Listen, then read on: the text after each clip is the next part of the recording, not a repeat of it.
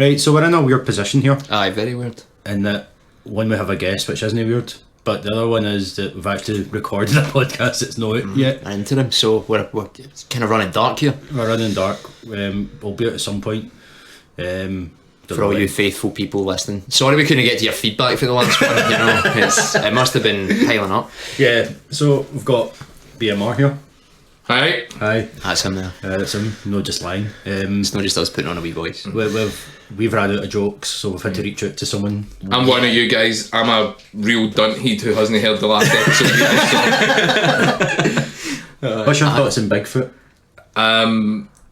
I think Bigfoot's no real. Well, Is that enough? This is really awkward, man. 'Cause my dad is Bigfoot. would you have a wank to Bigfoot? No. No, alright, well, But when you listen to the next it'll the make more last sense. episode, Maybe that'll change your mind. There is some descriptions there that might entice you. Well, so anyway, we've got BMR here. He's an actual comedian. Yeah, so if this one's no funny, it's no us that's not. loosely. You get paid for it. Aye, but it's merely a character act.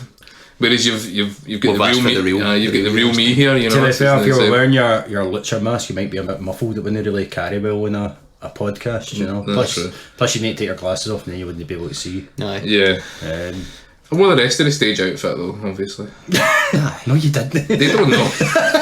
Aye, they don't know. It's very formal, man. Like Ross is the most. Remember I said in that episode how you wear suits to the cat house. Aye. Like a pure like. It's the way to do it. It is the way to do it, and especially when they hung about with me because I was a complete Jake. So I'd love to see made like him, even better. I'd love to see a fusion of like that plus like your typical cat house wanker where it'd be like a full suit but then like Aye, really like- big fucking boots. Remember he wore a Trivium suit. The trivium suit. He just couldn't contain his love for Trivium, but he wanted to be really well dressed. Part of it was fashion and wanting just to stand out a bit. Part of it was the fact I had to get the 75 bus back to Castlemilk. You didn't want to get bothered. You do a body in a trivium suit. Like the only memory of any clothes I remember BMR wearing when I was younger, he had a caffeine jumper. Wait, do you have a lot of memories with him not wearing any clothes at all? Aye. Excellent. No, he had a caffeine jumper that he wore all the time, and someone brought up caffeine on Facebook the other day, and that's all I could remember. Really? Yeah. I think it was. What the fuck is it? Caffeine a band? Caffeine were a great band. I saw them in like 2001 or something, or 2000, supporting the Offspring, and they were like the openers. It was literally the first band I seen live. They were awesome. Went and saw them at the Cows. Had like this Italian singer guy. They were a wee three-piece sort of ska punk band. At the time, I thought that was like amazing. They were so cool. And then my band ended up supporting Caffeine a few years later, and it was like going to be the best thing ever. But at that point, they changed over to like this English guy, and the Italian guy went back to Italy, and they were just shite. Fuck man, Brexit, yeah. Ruined my life. Sign of Brexit coming like 2005. In fact, that was a double heartbreak because that was the first night I'd seen somebody backstage fronting a ska punk band doing vocal warm-ups, the la la la la la la la, which... What was it you? No, you really can't do that. That's not... No. Like, well, that's the thing, right? The early 2000s was a good time for us too, because like we were into ska punk, and that seemed to be when it came back to the forefront. I don't really remember Caffeine outside of that jumper right enough. I'll take your word for it that they were good. It had a kind of... For people listening, obviously you can't picture something as perfect as this, but it was like a kind of... How do they call it? A green sick? It was like quite a light, weirdy green, and it said Caffeine on it, obviously, and it had a picture of like a lassie. I kind of remember it being like a kind of lassie, maybe for like a USO show with sparkles sort of thing, and a sort of wee overdone 50s swimsuit sort of effort. And it offended a drama teacher at my school, apparently, because he said, "I'm offended," so I knew. I mean, that sounds awful. Was he just acting, or like? I really don't know. Cause did you take it off? Did they ask you to take it off? Because that's technically assault, isn't it? Asking a student to take off his clothes. You can't get you can't do that anymore. I know that better than him. That sounds right. So just know the rules. I don't I didn't have any drama teachers in school, man. That wasn't a subject in the West End, apparently. All our mental. Well, they're just like, you just don't bother with that acting push. You just have got the accent already. You don't need to learn how to act. I was like, what? Plus, the school you went to it was like a feeder for the RSAMD at the time anyway. Pretty much, I mean, no at all. But How fucking weird is it that it's called the Conservatoire of Scotland or whatever that is? No, the worst part about fucking it, hate that name. know who went there? Who? My one true love, Alison Brie, studied I know, it's there. a I shame. didn't know. And obviously she was here. She would have known. She would Aye. have, where's that McLaren? She would have well went out with me if I'd asked her. She liked chips and cheese as well. I didn't know. She was a big proponent of chips and cheese, man. Everyone should be. It's the best. I bet you she would she'd come to the cat house for the live show, man. Probably, Like, She'd be right in at the right time. probably. Imagine it. I didn't get halfway Alison Brie. Fuck, man, I'd be raging. Got Coming home every day, you bastard. You bastard. Anyways, do you have a title for this, Ian? Oh, I mean, I don't know. that's all I get you up here for. Well, The chat's only secondary. I'm here for the titles. the title. I sent you a title. The title Oh is yeah, the yeah. image. What's that? He did send me a title. Oh, aye. And I couldn't use it Why? because we wanted you to say it. That's like- Alright, that makes sense. I do have a title that's kind of shite, but I can't remember what the one you gave me was. Oh, fuck. Was What it if we not- have a poll? Maybe that'll get people Was it listening. know something to do with Ben Affleck? What? I remember you saying something to me like Goodwill Dunting or Oh, something. good, well done. That's a great title. I'm a fucking genius. That's me high-fiving myself. But if you do have a joke as good as the naughty joke that Pete told, then I'd love to hear it. I've got the world's best naughty joke. Oh my days. Fair enough. Oh no, wait, I fucked it 'cause I've told the punchline now. Don't worry, we'll stick it at the end. we'll stick it at the end and we'll forget about it. So, in a fit of 9:27 this morning, I went, fuck, need a title. And the best I could come up with, and we can have a wee poll later on, decide what it, what it should be, I'm so eager for this. is we've run out of jokes, but don't worry, yours BMR. I mean, it's accurate. It is accurate. Aye. So then we'll have the wee music-y bit, maybe about... Do you want to do a wee wub wub? How did I do a wub wub? Did you say wub wub? Wub wub.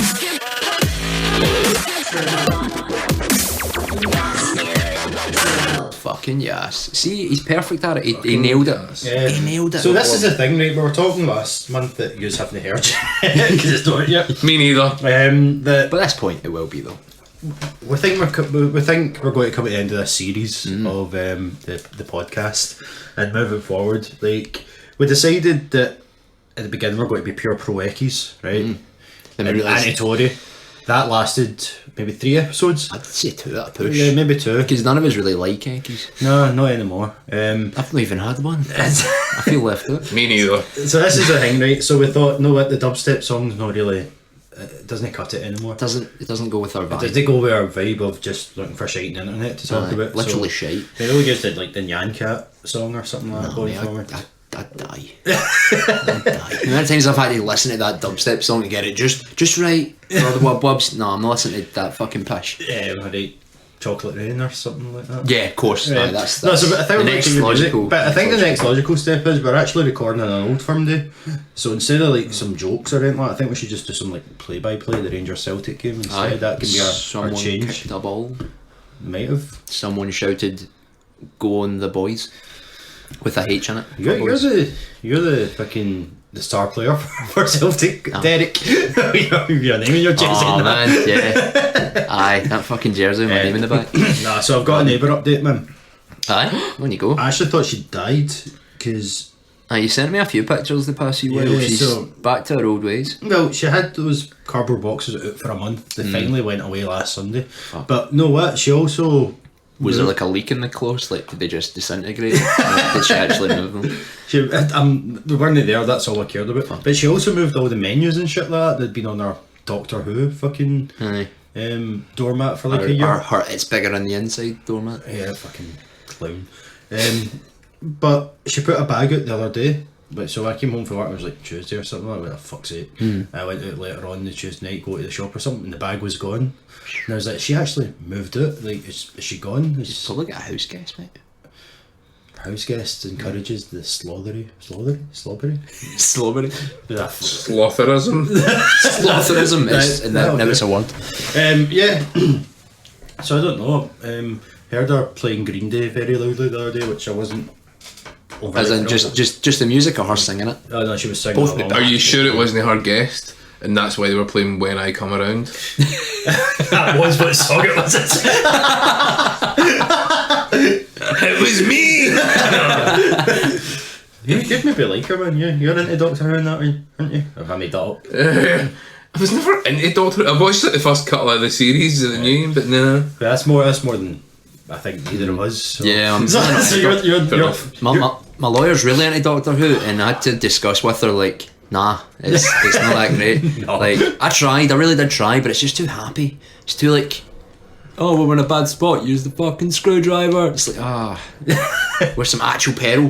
does that like solve every problem? Apparently so. I just hit something with a screwdriver. It's a non-violent role model though. Well, I mean, I like a good bit of violence Does he though. not shiv anyone with a screwdriver? No.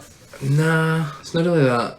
He wears a bow tie. Some Well, One of them wears a bow one of them tie. used to wear a bow tie. But One of them wears a fez from time to time. in all fairness, I've not seen any of the bow tie episodes. I've not seen any of the. The fez episodes. No, I saw maybe some. No, it was the same guy, wasn't it? Man. I never saw any Peter Capaldi episodes, and I'm assuming I'll probably not watch any of the new episodes either. because it's a woman, eh? I hate women. Fucking woman. I know, woman. that's- Well, I just like when Christopher Eccleston became Doctor, and like again, I've never saw any episodes, but he wore a leather jacket, so there was a wee, There's there was potential for a wee bad bit. boy there. There was a potential for a wee bit of edginess there, but obviously, Obviously, one season, then he's like, nah. And he was northern. He was allowed to have his own accent like Aye. that. aye, because David Tennant, does he not put on a Yeah, he's English quite accent? Englishy sounding in it. What about Peter Capaldi? Because I can't imagine him making any other voice. I think he was glad. I didn't watch he it, can but have I a think he decent was glad. voice. He'd have his own voice.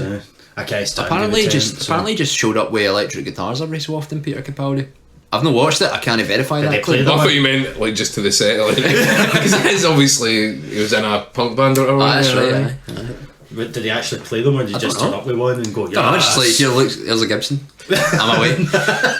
can't save this one. I'll put that in the TARDIS, so I will. Just. I was watching I'll go the film Local Hero the other day for like 1984, and it's like a Scottish film, and it's got Peter Capaldi in it, and it's really, really weird seeing him young, because you've only ever seen him Like post the thick of it. Aye.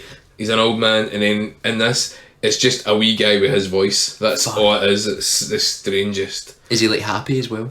He's not raging Does at he call anyone a cunt? No, he doesn't. It's really weird. It's the same voice, but his acting's different. His style's different. He's got like big floppy. He's got kind of like the Matt Smith Doctor Who hair on the Peter Capaldi voice. It doesn't feel right. It's like Bruce Willis, like, you know, there's a definite difference between when he had hair and when he didn't have hair. Like, there's two different people acting there. One's a crabbit old bastard, and the other one's like just this wee young dude with hair. I've never actually, Basically, Bruce Willis is a bastard. I've never actually Right. seen him that young though. Like, Bruce Willis? I remember the youngest thing, it was like some TV movie my mum put on. She was like, look, there's Bruce Willis. And it was like, he was about 21 or something. And it's like, oh, there's John McClane. because even like Die Hard was, like in his 30s. Well, he was in Moonlighting before that. He was a comedy guy. Him and the great Sybil Shepherd. You know, and the tension. Oh, well, they won't they? wouldn't they? I really hope that these people, by these people I mean the listeners, don't expect us to have any knowledge of 80s things going forward, man, because you're putting us to fucking shame here with all your knowledge, man. Aye, man. I've never seen a young Bruce Willis or a young Peter Capaldi, and hear you fucking listing off their whole IMDb pages off the top of your head. Do you want to put your phone away as well? So what are we talking about? The neighbour, I don't know. Aye. So she's still shite. pretty much. Bit less shite. Oh, I think it's something about the houstoness there, because like How so? a younger couple moved in downstairs, right? No young, like it was a middle-aged woman last time, I think, but now probably a bit younger than me, so I'm 33, so maybe late 20s. But the guy's got a really questionable moustache. You've mentioned this. Is it one of these pencil fuckers? Yeah, Aye. And Like it's- purposefully thin. yeah, and he's got like a very rainbow girlfriend, not skin toned, but like she's really colourful, possibly a bit of a hippie kind of thing, you know. She's just, Fair enough, aye. but I don't know if it's that flat. Remember the old neighbour downstairs made pig sex noises? Yes. Oh, So- I can't no forget that. The other night, me and Kelly were lying in bed watching Gotham, which is fucking terrible, by the Oh, way. I've seen your Twitter updates, man. You do not enjoy that. I did not enjoy this show at all. It's bad. And apparently I've seen it all before, and I've remembered none of it. So that's a good sign. A ringing endorsement of it, right? I But feel like you'd be able to remember Bruce Wayne crying every episode. just such a bitch, man. Pig sex noises drowned it out. Well, no, this is the thing. So, like, some questionable music went on. This was about maybe 9:30 at night. Right. So I'm like, this better go off soon because I'm going to need to get some kit, you know, kind of thing. So, and then I heard this. I heard this sort of noise going. "Hur, hur." No, like Beavis for Beavis and Butthead laughing. It's like, your mum. And then he goes. Yeah. Are they banging? Like, what's going on? And then I was like, they must know they make funny noises, so that's why So the they're trying loud to go- music went on. Yeah. But it didn't happen. Like, it didn't work because I could wasn't still covering hear up, it. I wasn't covering up at all. And it's like, see, if you know you made weird noises, maybe you should just know. But maybe they're making weird noises for a reason. Maybe it's a role play thing. Maybe they were role playing, you know, like Beavis and Butthead. Maybe before it was like Mammy Pig, Daddy Pig from Peppa Pig. That's a different. Man, it's couple, but plausible. yeah, it is plausible. It adds up. Well, what song were they trying to mask this? That was some Beavis and weird. Butthead theme tune. That was some weird. Roller coaster. That's not Beavis and Butthead. Yeah, but it's in the Beavis and in the Butthead film. film. What is it? Beavis So and Butthead? No, no, no, no, no. beautiful, beautiful voice. Beautiful. We're in a band, man. You can tell this is like you can't just contain this talent. So Aye. yeah, it's I don't know if it's that flat, man, but it was some weird sort of hipstery techno music kind of thing. I don't know, like something. Aye. It wasn't some good funk music like I would put on, you know. Aye, when you're chilling, need to. I wonder if the wee moustache is tickling her.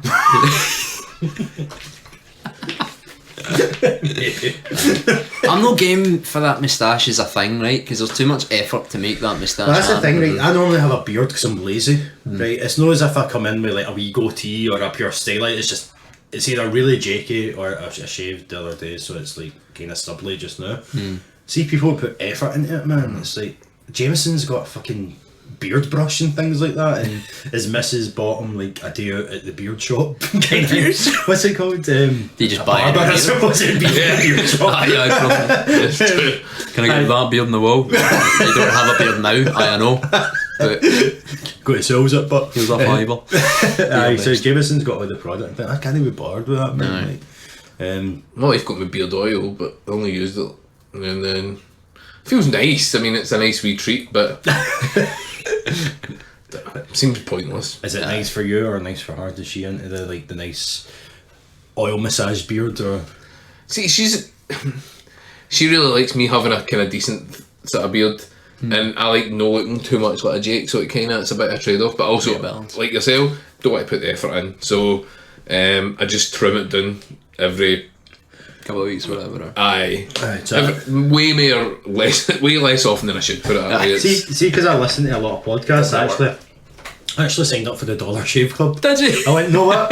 I'm going to go for them. So Do you know what? This advertising's been hounding me for years. I'm giving in. and it's a fucking $5. It's not even $1, a bastard, man. Like, Fuck, unless man. Brexit has fucked us up with that. Man, I much, don't man. think the exchange rate's The that exchange bad. it's like, but aye, no, what? They gave me a wee, is it called shave butter? I don't know. Yeah, What it is, aye, right? you can get name any kind of condiment that you can find in your fridge or any kind of food bit, and there's most likely a hygiene product that's related to that. Aye, so- I've got beer vimp though. No, like you can both see my face. It is not particularly hairy at all. It is purple though. Yeah. Oh, I feel the Vimto stains. Fuck. But I keep saying my lawyer, right? My girlfriend, right? She bought me my beard shampoo. I don't know why, because I can't really do much with that shit in my face. Doesn't do much.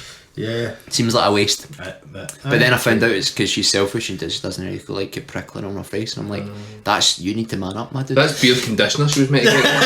Exactly. maybe we should just have a wee thin moustache, man. I need more alkali in my beard. Beard lice treatment Aye. kind of thing. I think that's maybe what she meant actually. Before we move on, I've got an XFL update this month. Fucking get out. Because it was only like last week or the week before that we recorded the last one, so I don't know if there's much news in it. Then no, nothing in the XFL. That's a shame because I was looking forward to this XFL chat. We know that's why you come back. Did you hear the episode where we said we're going to pick a team each out a hat, and that'll be who we follow for the season? Oh, right. That might be the last episode. I'm not sure. No, I think it was maybe a few before. Last week's was about the Oakland Raiders or the Oakland whatever team pulling out. Aye, that's right. So we're down to 15 teams now.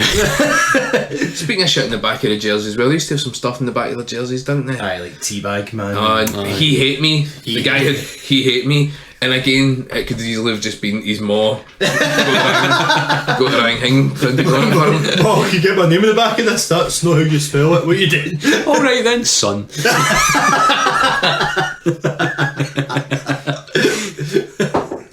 Anything Mad Mike? No man, I mean, I've been prowling Amazon for this Mad Mike Stunt Bunny, but I can't seem to find a pre-order page. I don't know where we are in the production line, but I want some Mad Mike merch. I want to support this man. Because really, he's on the search for truth where nobody else is. He wants to go and prove to himself that the earth is flat. He's putting his money where his mouth is. Exactly. I've been trawling some flat earth pages, Mad Mike, but I've been looking, I just want someone to explain to me. They keep saying, it's just a cover up by NASA, but nobody's been able to explain to me what the cover up is or why they do it. I'm just wanting someone to explain this to me. But he's at least, I think he's more as you said, a flat earth agnostic. Yeah, he definitely is. He just wants absolutely is. Either that or he's just fucking sick of people calling him Mad Mike. That kind of implies that he's rank to start with. That is true. We've never actually He wants to be known as Vindicated Mike. We don't know if he's ever. Is that a self-given nickname, or is like? I think it might be because he wants to be a stuntman. He wants to be king of the Daredevils. He's not quite old. We watched a video of him. Did we watch the video of him going up in the rocket? No, I don't know. Maybe it was me and Tash. I found video of it. He fucking slams down, man, and you just hear like he's got like a GoPro at the front of it or something like that, and you just hear him just going. As he just crumbles up in it or some shit. And his pal come in and like, "Hey, Mac, you all right?" And it's like, no. Understandable though, he did go up quite high in a rocket that he made, so understandable that he maybe hurt himself. And it is still amazing that he only came out with like a broken nose or something like that. Especially as an old guy, but you know, old guys need stuntmen as well. You know? Maybe he should be a stuntman then, because he does seem pretty. But I think that's his thing. This is all he's known for, just like wanting to prove the flat. He's actually been a stuntman for most of his life. I think he's just maybe, this is my chance. This is my niche that I can find.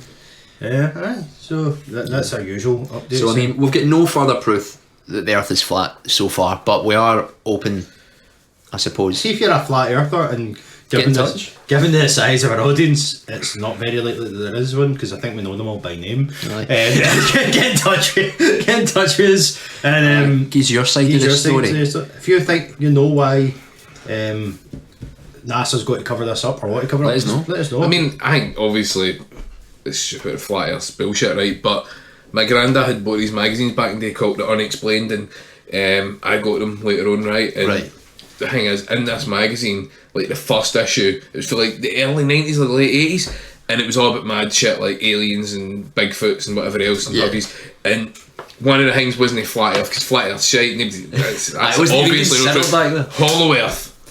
There's a big hole at the top of the earth, and folk fly in it, and I think that's probably true, because you know when you see photos for space and that, it'd be dead easy, because the ice cap's not, they all say, it's just white up there, it'd be dead easy to rub out winter. Do you know what I mean? He's going to go there, it's dead cold.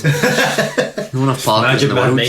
Mad Mike's just went where the audience is. Imagine Mad Mike went straight up and then fell into the hole in the top and just was lost forever, man. Just crumpled up in his bit. And also, I know he was trying to see the curvature of that, but what if he'd went off the side? Exactly. What if he'd been right? He went off the side. Well, there's another theory as well that like the Earth is flat and like it's got like the ice caps are like a big, perimeter wall, right? Apparently, there's other Earths on the other side of that, and then they have their own walls of ice caps, and there's more Earths past that. There's just all these infinite worlds in this big plane, and they're all on this big ice rock that's floating through space. The ice rock is, I'm going to admit, spherical. So not only do we have a flat earth, it's just loads of them round a big globe. So me and Ross can prove that there's loads of earth. So I mean, how many comics have we read where there's like multiverses and fucking like 9 million Supermans and. People think like the Marvel films are like productions. Like some people were saying like Avengers Infinity War was filmed mostly in Edinburgh, and it's like no, there's another Earth, like 4 ice caps away that way, and that's where Thor is. I mean, I don't know your last recording, but there was a big flat earther rally convention thing in Canada. Oh man, we should have went a few weeks ago. Should have taken the red thing. Went. In the boat. The red thing and boat. Please contribute to the Patreon. Please. The red thing. It doesn't exist. The red thing's been a prima donna now and wants his own boat. So it's a wee rubber dinghy. A red rubber dinghy. If you're interested in looking up the photos for that conference, you will see people in tinfoil helmets. Excellent. Literal tinfoil helmets. well, sometimes you just have like your pie, right? And then you just go, that comes in the wee case. You and pie and go, that's a nice wee. And there's no recycling bin nearby. Of course. Do you know there's also a shop in Inverness that's all about the flat earth? You go in and you just talk to them about flat earth things, and then they're like, cool, here's a pamphlet. That sounds like there's an actual shop front. Do I go? Aye, I do. I really fucking do. Take the boat. Take the boat to Inverness. Right, well, there's a few. Well, you're there. Jump in the fucking lock. Look for the monster. 2 for 1. 2 for 1. 2 for 1. Flat Earth, Loch Ness. That is one where the boat would actually come in handy. It would. It's getting it there though. Because I think we want a cruise liner though. Well, I mean, obviously we're going to have droves of people wanting to join the conspiracy team here.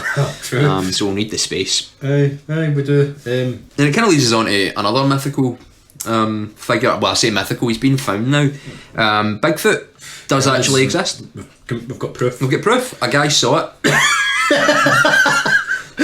That's his proof. What more do you want? That's not Bigfoot. I mean, how did they react? His jaw opened and went agape, and he went, "Oh, that's Bigfoot there." That's what you would say I as think well. that's what I would To say. be fair, I'm looking at the news article here from the New York Post, and there does seem to be a picture of a sign that says that Bigfoot does cross there. The guy also said it's actually a pretty typical type of thing to see.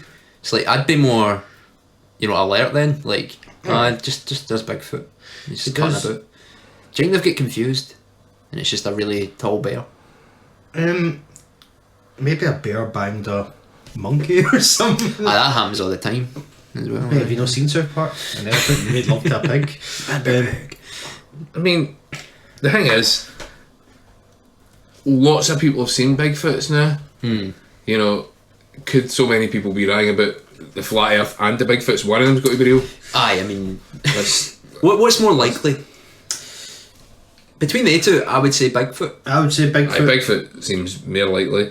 Here's other proof, right? We spoke about it last episode where the American senator candidate was writing his Bigfoot erotica. Yeah, American. And how many guys have written flat Earth erotica? It's true, aye. Nobody Nobody wants to shag a flat Earth. No, but Bigfoot and his big hairy big bell end. His big hairy Bigfoot dick. Aye.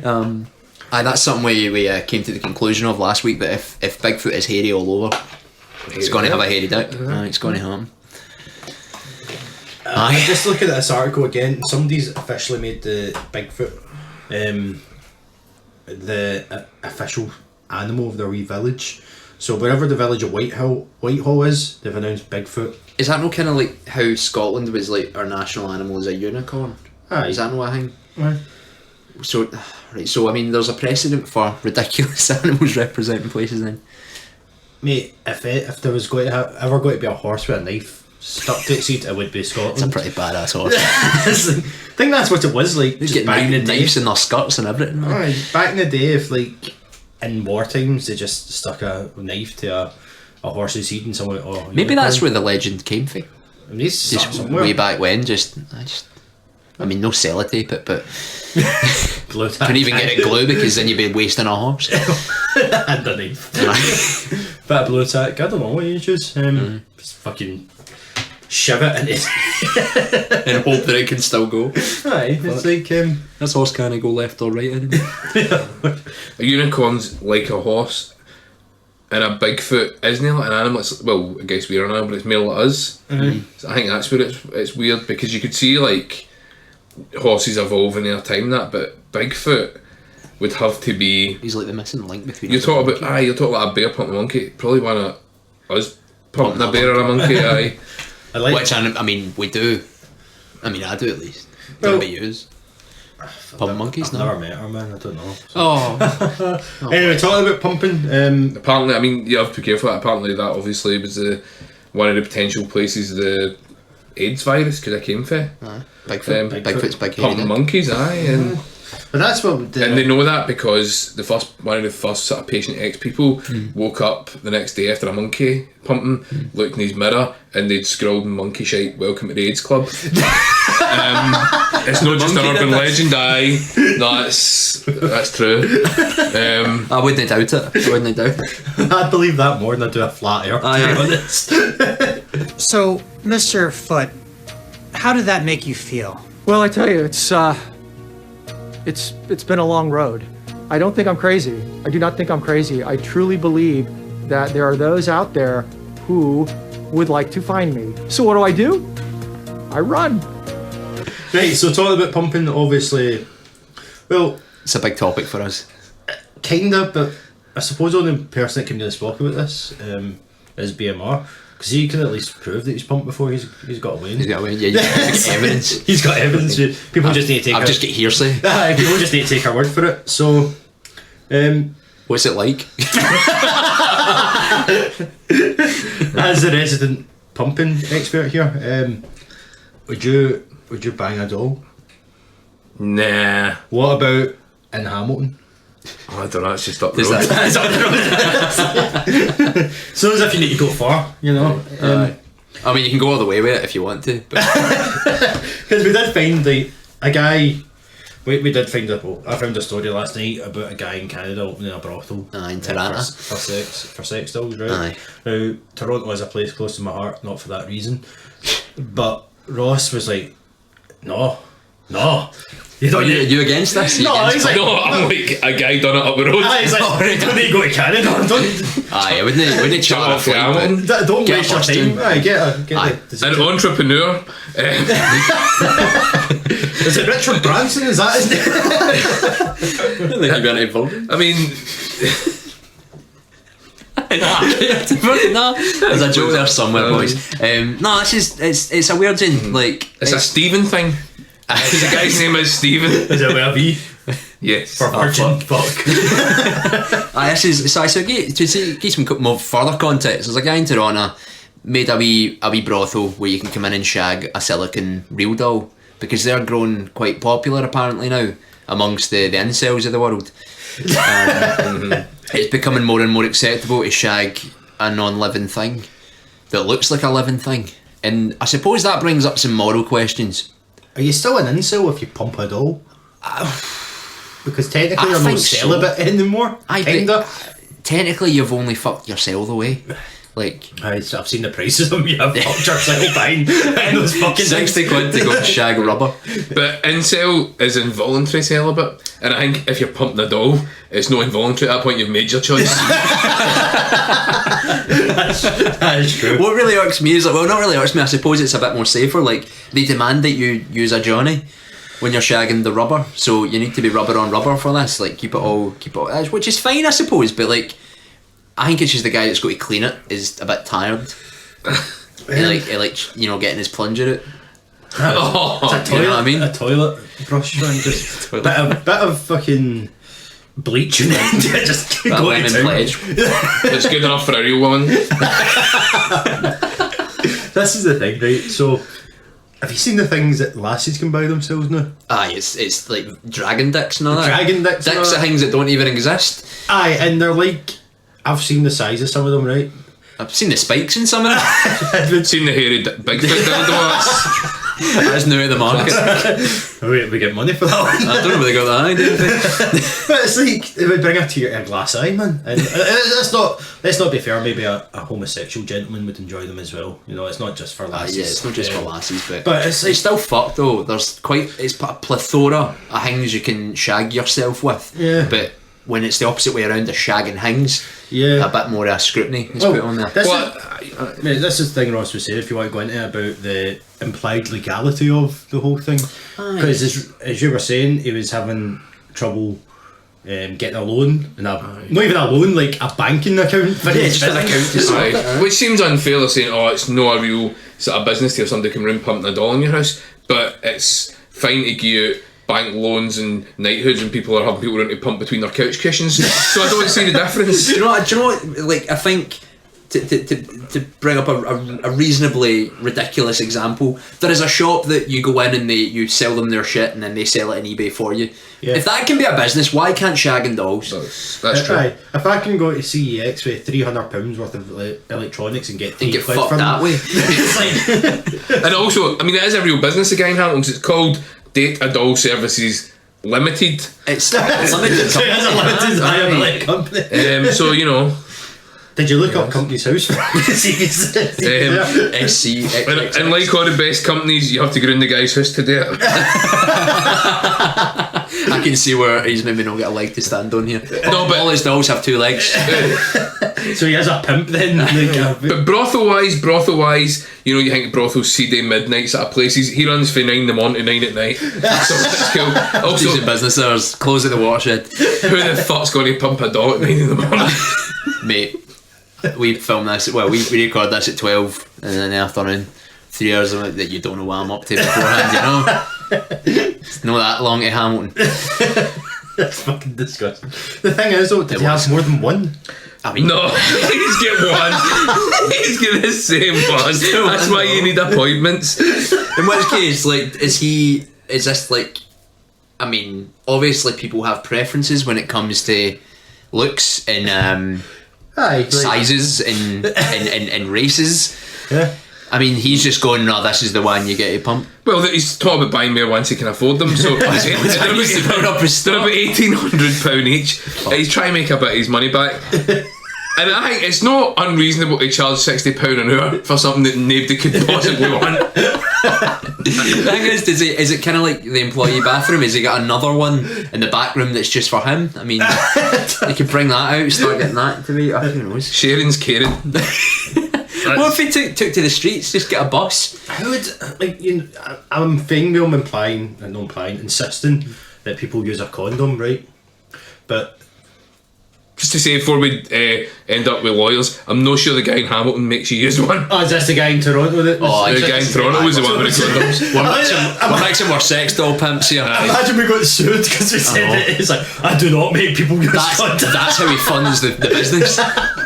Fuck. Man, we better get those Blue Apron dollar club advertisements so they make some money then. You know the doll's got a name, by the way. Oh, does it? So Of it's course. no, she's called Faith. Faith. And do you know why? Because he said he's got faith that his business will succeed. And I think that's inspiring. That's inspiring, man. It's hopeful, you know. Is Dragon's Den and still on? Because maybe they can. I mean, I could bring her down and try him out. the other thing. That's what the table's for. Just moving money to the side. I mean, the thing with that as well is it also kind of, if he gets a couple more, he's kind of pre-named them, hunting, because you kind of have to hope and charity. And the last one's like an outreach project for homeless people that they can't afford one. You know, I think that's. You don't need to use a Johnny for that, Ian. It doesn't get attended. Oh dearie me. I just like. But as we were talking about earlier, it is a good thing though, like where we can have these discussions about legality of it, because I think it was the guy in Toronto, or was it the guy here, who was saying that technically there's no exploitation. Yeah, because you're not dealing with actual people. Like, Nobody's actually selling their body because it's a doll. It's a doll, aye. So why? Fundamentally, I don't really think I've got a problem with it. No, We have to be. You have have to be careful about these grey areas though. Aye. Because it's a short jump to it's only a drawing away in. You know, See if he opens up his stock. Here's wee Timmy. aye, and that's why you have, you know, as a society, we do need to wrap the shit. Like, Do you mean use a Johnny? But I was just going to say, like, with real people, you know, they're. I'm trying not to be too crass here. Right? Well, fuck it, man. We're talking about shagging dolls. We are here, right? So, human females, like, they can self-lubricate, right? The vagina is this sort of thing. Like, it looks after itself. Right? It does. So if you're having intercourse with a female partner using a condom, you're sorted, you know. Rubber, like latex in a rubber doll, sounds a bit frictiony. What you're telling me is that he can do additional fees Aye, for like, getting some like Vaseline or something like that. Bottom of the barrel shit. like Vaseline. Just, I know. I don't know. I know. Big vapor up. Fuck, it's burning. You need to be careful to have similar pots, man. It's like, maybe, I don't know. It just seems everything about it's so strange. It is. It's a very weird thing. And like Toronto's this big metropolitan city, so you're like, that's kind of strange. And then you hear it's happening in Hamilton, you go, aye, of course it's happening in Hamilton. If it was going to happen anywhere in Scotland, it'd be fucking Hamilton. See, to me as well, though, it's just another example of the patriarchy taking women's jobs away and giving, you know, Yeah, aye. you know, like, and all these guys want about automation. Oh, Joe, I'm going to get replaced by a robot, and you know, we've done it. Aye, we have motorised fannies around the Imagine this was the step between like manual labour from humans to robots taking all jobs. It's just like, this guy's got it, he's pimping out his sex doll. Now this is the step we needed. Imagine 20 years from now, he's like the new whoever owns all the Hiltons. He's the new millionaire because he was the start off for shagging dolls, and for some reason some YouTuber will be into it in a year from now, and then everybody will be into it. Oh my god, That's what's it's gonna like happen. that's what it's got to be in the future. 20 years time, it'll just be factories full of just doll holes sticking at walls, and they'll charge guys to go in and pump them, and when they pump them at the other side, it will operate a robot arm. Builds a motor. That was behind like the sides of buildings and all that. There'll just be like a wee slot machine. You put in like a 10 pence, and then it's just a wee hole. That's you shagging a hole. That'll be it. And a walk. Across all high streets. That'll be it. That'll be it. See, It's so we're normalised. slagging off Toronto here, but how do we know that this guy in Hamilton is not a franchise? How could he just went, you know what, Sex Doll Limited. Well, no, what's it LLC. called? Data Doll Limited. Data Doll Limited. Toronto branch, man. The data doll's interesting. Like he's thinking there's a relationship that's going on. It's not just a. Maybe he's going to be raging if you pump his doll, because he is. You're just meant to be nice to it. You're meant to take it to the cinema. Fuck's sake. But I bet, do you know what? Nobody's going to give you a bank loan if it's called Pump a Puppet. Do you know what I mean? That's very true. Also, just to say, they did shut one down in Barcelona. The first European one in Barcelona get shut down. What was that Because for? of course it fucking did. Fucking Brexit, man. Can't sake. even pump a doll in Barcelona. Can get chased by a fucking bulldog. Aye, health and safety. You can have a bull spear your colon, but you can't fuck rubber. I know that it's Pamplona. Is it Pamplona? Pamplona. I know it's not Barcelona. I've had the Bulls are before nobody corrects me. You know, it's like. Do you know what? Even that's getting a bit more progressive. Have you seen like acrobatic bullfighting, where it's just a guy winding up a bull, if your jumps at it and all that? It's great, man. And in 20 years' time, the run of the bull will be done entirely by sex dolls. So they can get hurt. But like they want to be able to move, they'll just stand there waiting to get shagged, and a bull just gore them like fuck. What about a bull sex though? For the bull? Nah, we're getting too deep. That's where the dragon dildo becomes a dragon sex doll. Oh, You need a bigger bedroom. Need a fucking castle. You ever Still the words seen go. those weird cunts in England? I know there's quite a lot Yeah, of the them. English. But have you seen the ones who like chase the big cheese wheel? It's fucking daft, isn't And it? then every year it's like, oh, aye, Davey ran down the hill and broke both his legs and his arm. But you got the cheese. The thing is, I was looking at it, like, see the cheese wheel? Like, you've got to share it with everybody else that's jumped after the cheese. So it's like, if I did that and won the cheese, I'd be like, fuck off. Why? I'm going home with this big block of cheese. What is the point yet? Like, what's it for? For fun, apparently. But everyone ends up like Injured. crippled. Aye, but if they said, do you want to run out away for a bull or run after a bit of cheese, what are you going to choose? I would be like, why is sex this a doll. choice? Get me down to Hamilton. 60 quid and I'll have a good time. But no, like, the thing is as well, see the people at the bottom of the hill when they're jumping after this cheese wheel? It's like the local rugby club. And see when you watch videos of them, they're having a whale of a time because they just get fucking club cunts that make it down to the bottom to stop them going too far forward. So they just fucking ram into them, man. It's good The guy practice. comes running down and just that fucking clothesline, just Aye, smack him. like he's just sitting there like holding his neck in place, like because it's been dislocated 17 times, and he's like, no, right in the ground. See, everything just screams Tory here. So you've got like a cheese wheel, it's pretty Aye. Tory. Not even good slices. Aye, England, pretty Tory. Rugby, Aye. it's like, you know, I feel like we should be against this. You know they close roads for it and all, and there's like actual parking and stuff. That seems like people go to this. This is an event. Like people look forward to it. Aye, this is like the councillor endorsing this kind of stuff. Public money goes into chasing cheese.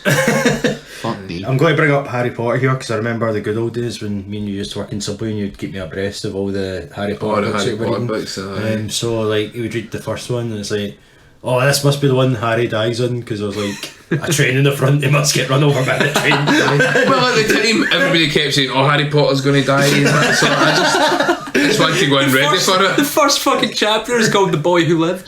like fuck's sake. Yeah, next one's like a dragon or something. Oh, No, this one's a flying car, so fair enough. It's going to fall his death. Failed the driving test.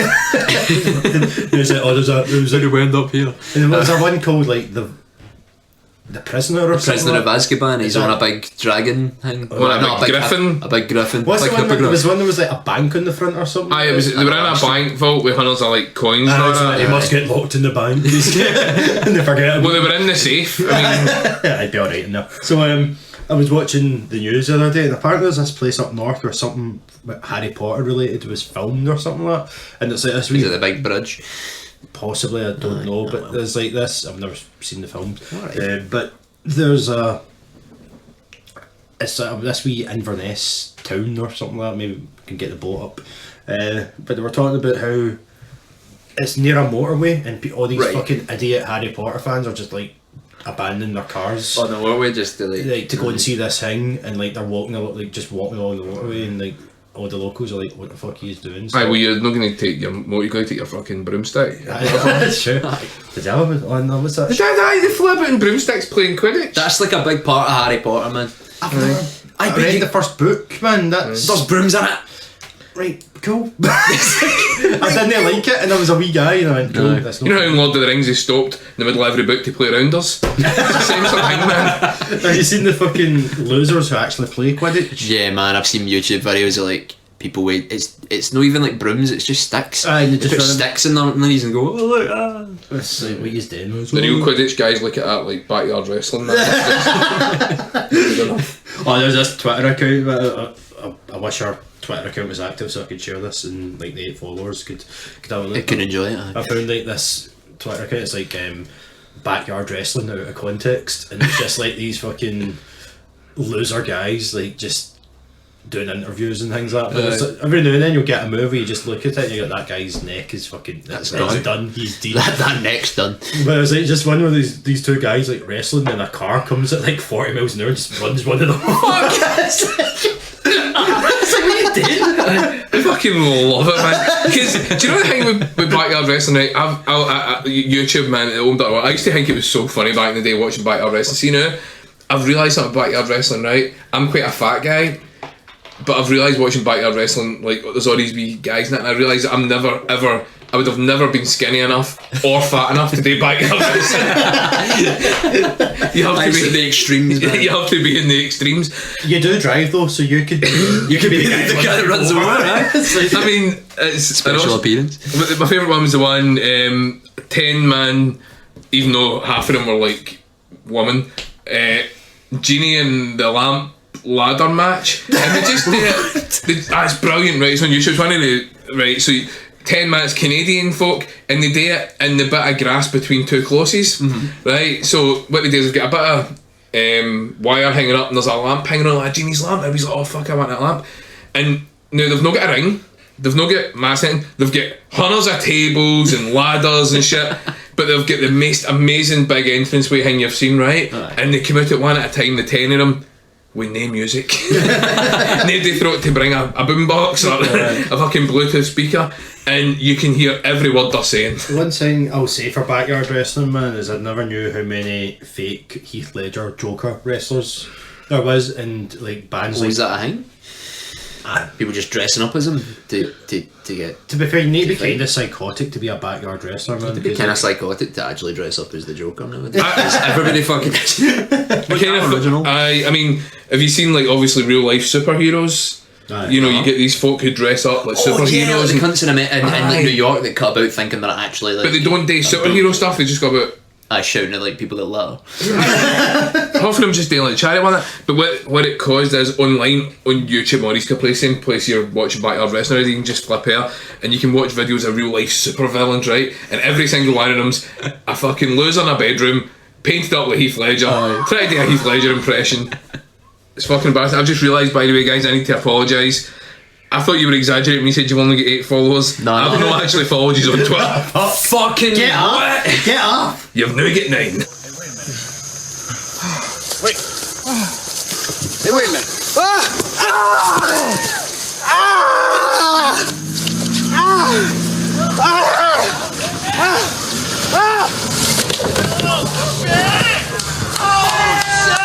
Oh, that's some live backyard wrestling. Oh, they've got a ref and everything. You need to take it seriously. Guess I've done it by a car. That's fine though, That's because not even a road. it says to be continued, so you don't know if he actually got run Or over. did they or play not. Yes Roundabout? I mean, just for context, there's a 10-man Genie in the Lamp ladder match. They're all Yeah, actually, when I say you can hear every word you say, you literally hear "Gonna help me up" is heavy. It's just like It is just literally the bit between two closes, and it's 10 folk, several of them, like, hell. and I mean, they don't look healthy to start with. there was like, it pure reminds me like when I was kind of younger. My pals, maybe 15, 16, two of them were heavy into boxing, so they had 2 sets of boxing gloves. And they brought it around to my pal's back garden one day, and there was like 11 of us there, and we all just decided, let's just have wee boxing fights, why not? And I think really down to it, it was because we didn't like one of the guys then in particular, and everybody just wanted to punch fuck at him, but also he was kind of our pal, so you couldn't. You get fucking lambasted. He had to go home. It was a wee shame. you're such a bully, man. It's a shame, I isn't didn't it? do Aye. I filmed it. So you just encouraged it. Aye. And he was wearing boxing gloves as well, which made it a challenge. Do you know what? He put the gloves on, he accepted the challenge, and then as soon as it was like, right, 3, 2, 1, it would all been kind of fun and games up to that point. I just like, we're going to put... No, that one, as soon as it was 3, 2, 1, it was doosh, right in the guy's face. I mean, this is the kind of level of people you get doing it. You've got this woman here in particular is really good. She's carrying a sign and just... I mean... She, for the listeners, she just carried a sign, popped it in somebody's head, and he just kind of looked at her. I mean, my favourite bit is this guy gets pushed through a table. No anything else. Just gets kind of... People in this don't tend to get like flung through tables. They just get kind One of of... them's carrying a hubcap. Do you know, I also, can I point that out? Nobody's there. There's no audience. Literally none of the neighbours are even... The neighbours have locked the doors. This is like down the side of somebody's house. Like, there's a 15 km/h sign somewhere as well, so definitely in Canada. Which is good, because if a motor comes, nobody's going to get hurt. Aye, they can just hold that up and be like, whoa. They've also got go and stop, so they can direct traffic. Fucking stupid wrestling. Like, wrestling by itself is stupid, right? Aye. Backyard wrestling. Aye, amateur wrestling. Like, fuck me, man. Okay, this is my favourite bit, right? This is fantastic, right? You've seen people get power bombed through tables, dive bombed through. You've seen people get flung off things through tables. This guy just gets pushed through a table, just gently pushed through a table. I mean, that's the most disastrous thing. You think, oh, it couldn't get worse, this boy. Here we go. Pushed through a table. You got to think, like, see as soon as they're finished, see as soon as they went, right, cut, that's us done, they're all probably standing there like, congratulations, that was a really good Good fight, match, man. guys. Good match. And they're all. Do you know, watching that video, the thing that stood out to me, there's 10 of them. Aye. Like, I don't even have like 9 pals right, to start with. I couldn't convince even one person. I couldn't convince one person I know to come out and pretend to be fighting outside when everybody can see you. There must be at least one person there going, this is a bit already. And they're all too old. They're all way too old. None of them are in high school. They're all at college. They're just that wee bit older. They know better. You know, their maws are shouting them in for their dinner. They're like, sorry, I'm the hardcore king of the backyard. I'll be in a minute. Do you know, I wish I had enough pals. I could do that in my garden. Enough pals in Just one need to get phone. the Wayne in training now, so you can get him out there, try to get And loads of push him into a pals. table. Aye. Right, son, if there's one lesson I can teach you, it's this: never walk past a stop sign. Take it up the road. You never know when Aye. backyard wrestling's going to rear its head. I would teach you how to fight, but what I'm going to teach you is how to not fight, but look like you're fighting. Aye. That'll get you further. Just see if you're near a table, just be careful with gentle breezes, because you know They'll do you damage. might go right through it. Done. So, see, backyard wrestling, it's good in the backyard, obviously, that's the preferred method of it, but apparently, like, a backyard wrestling match broke out in a fight recently. Maybe I can see how that could happen. They need to get to their next shows somehow, they can't all just be their They own can't just backyard. go over the fence to their houses. Yeah. No. So, How did this happen? well, you go on holiday, you get a wee bit excited. The Facebook thing to do seems to be that when you get to the airport, you need to get your photo taken of your pint that you're having. Aye, You start drinking as soon as you get to the airport, all that good stuff. So on a flight to Ibiza, a young lady got very overly excited and quite drunk, and decided that, you know what, this flight to Ibiza might be a bit long, so to pass the time, just got to go about the train handing out the lap dances. Alright, aye. And it was all fun and games until she decided that, right, that's enough lap dancing, I'm just going to punch someone upside the head. Or I thought you meant like she stopped giving out lap dances and cunts were like, oh, Yeah, where's mine? where's mine? No. The pilot's sitting there like, I'm not going to land. So this led to a mass brawl. I mean, between who, her and some. So she started fighting with somebody. Yeah, she just like punched someone. What, did he get that grabbing? As a preparing to land, she just turned aggressive and ended up punching someone. I want to give lap dances forever. Don't land this fucking plane. She was also apparently doing cartwheels down the aisle, which might be even better. Because that's tight, you have to be good at them. Especially if the trolley's going up and down. Somebody, there's a queue for the toilet, is she going right at them? So a big brawl. Now, in a post 9/11 world, I'm not laughing at 9/11. I'm laughing at the post 9/11 world. The TSA If doesn't only we'd scan known. for nipple it's tattoos. like you're like 9 days away for the anniversary and you're like, 9/11. See, anniversary's not like a good word though, that's maybe a happy word. Atrocity anniversary. Atrocity. Atrocity. New words. New words all around. Yeah, so you can't really get away with fighting on planes now, No, or really giving lap dances, unless everybody's in Oh, it. see, that's the thing. Nobody seem to like bother about lap dances till they turn violent. As long as you're getting everybody a lap dance. Aye, Yeah. it's like when you get caught with sweets in class in school, Or right? chungy. Aye, they're like, have you got enough for everyone? She's like, Fuck.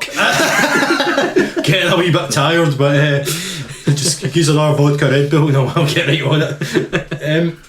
Right, so what kind of flight was it? Like, that's what we want to know. We want to know, was this... I mean, it was going to Ibiza, so I'm sure it was rambunctious to say the least. like, what company are we talking? It must be Ryanair. It must be. No, 'cause You're not getting that shite in BA.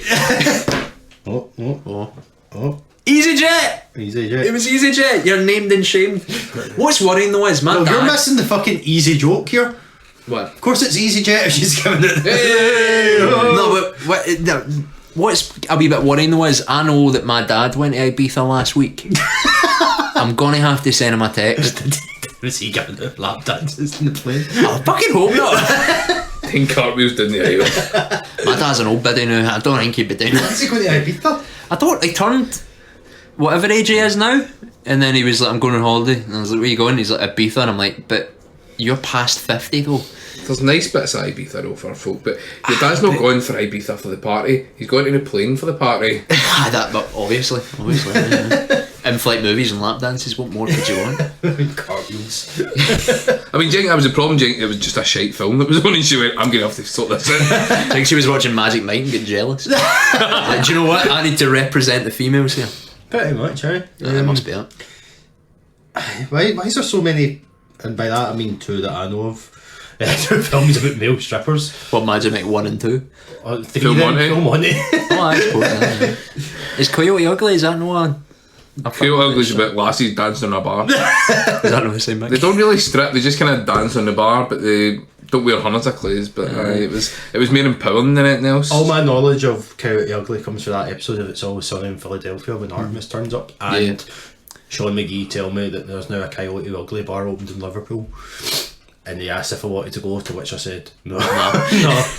Though in saying that, it's probably better than the Beatles bars that he took me to, because at least there'll be no Beatles, and so... You never know, mate. But it'll be Leanne Rimes, was it her that sang the theme tune to Coyote Ugly? Yeah, I feel it must have been. Can't chase the moonlight. Mate, what would you do though if you went in though and somebody was doing like a big dance in the bar to like Hey Jude? Be bad. As you went in, you're like, yes, it's the Anne Rhymes, and it turned out it was Buster Rhymes instead. I'd be so into that, man. Oh, she couldn't make it, like, here's her brother. Like, I fucking hate Busta Rhymes though, but Tash, my flatmate, kept putting on this one music video of Busta Rhymes and he had this hat.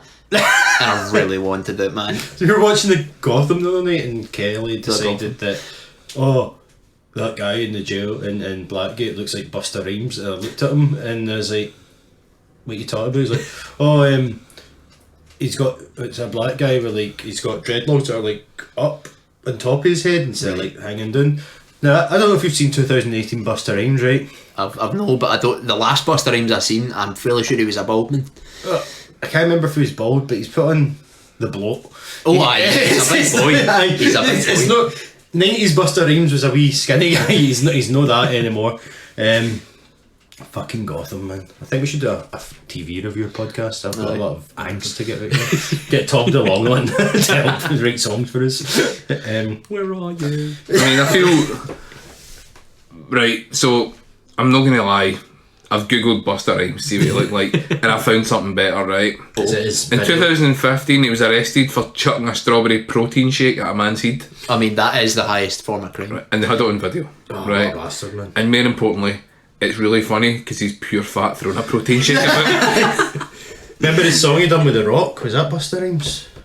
It doesn't matter. Or was it Wycliffe Jean? Is that the song? That was Wycliffe Jean. It doesn't matter. Aye, so The Rock was there rapping, but his only words were "it doesn't matter." So they'd say something, and he would say "it doesn't matter." Aye. You know, that used to be one of his catchphrases. The Rock had about 19 catchphrases. Was one of them "I'm the Rock"?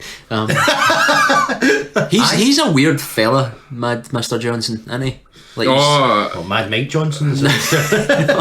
Yeah, was there no thing like he broke up with his wife? Now he's like, but we're still just gonna live together and be pals and.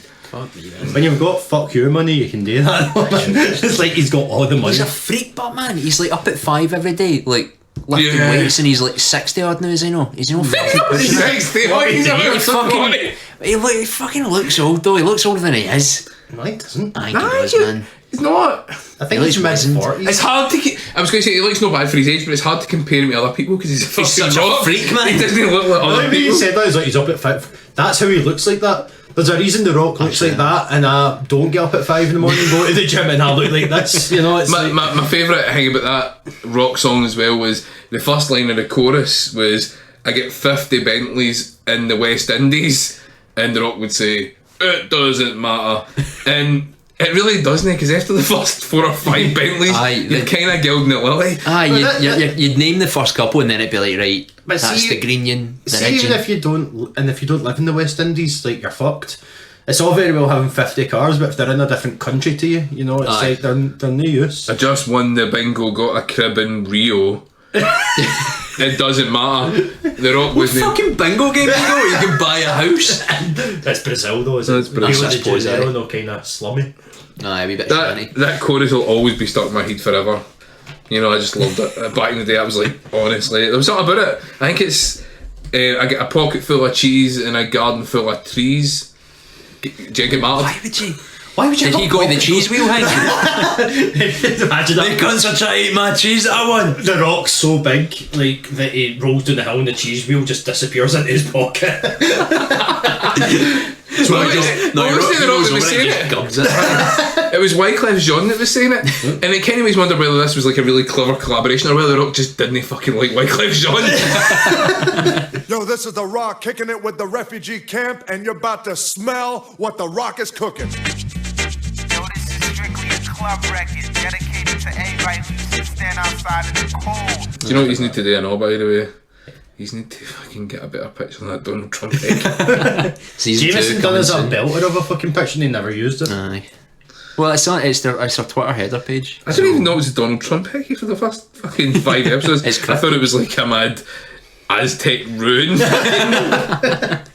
Have you seen our Twitter header where oh no, I didn't have you spotted 5 minutes ago. Jameson, we were talking about what would piss Rangers fans or Celtic fans off more. Going into their pubs and the Queen's head in the Pope's body, the Pope's head in the Queen's body. Jameson does a photo for it. aye.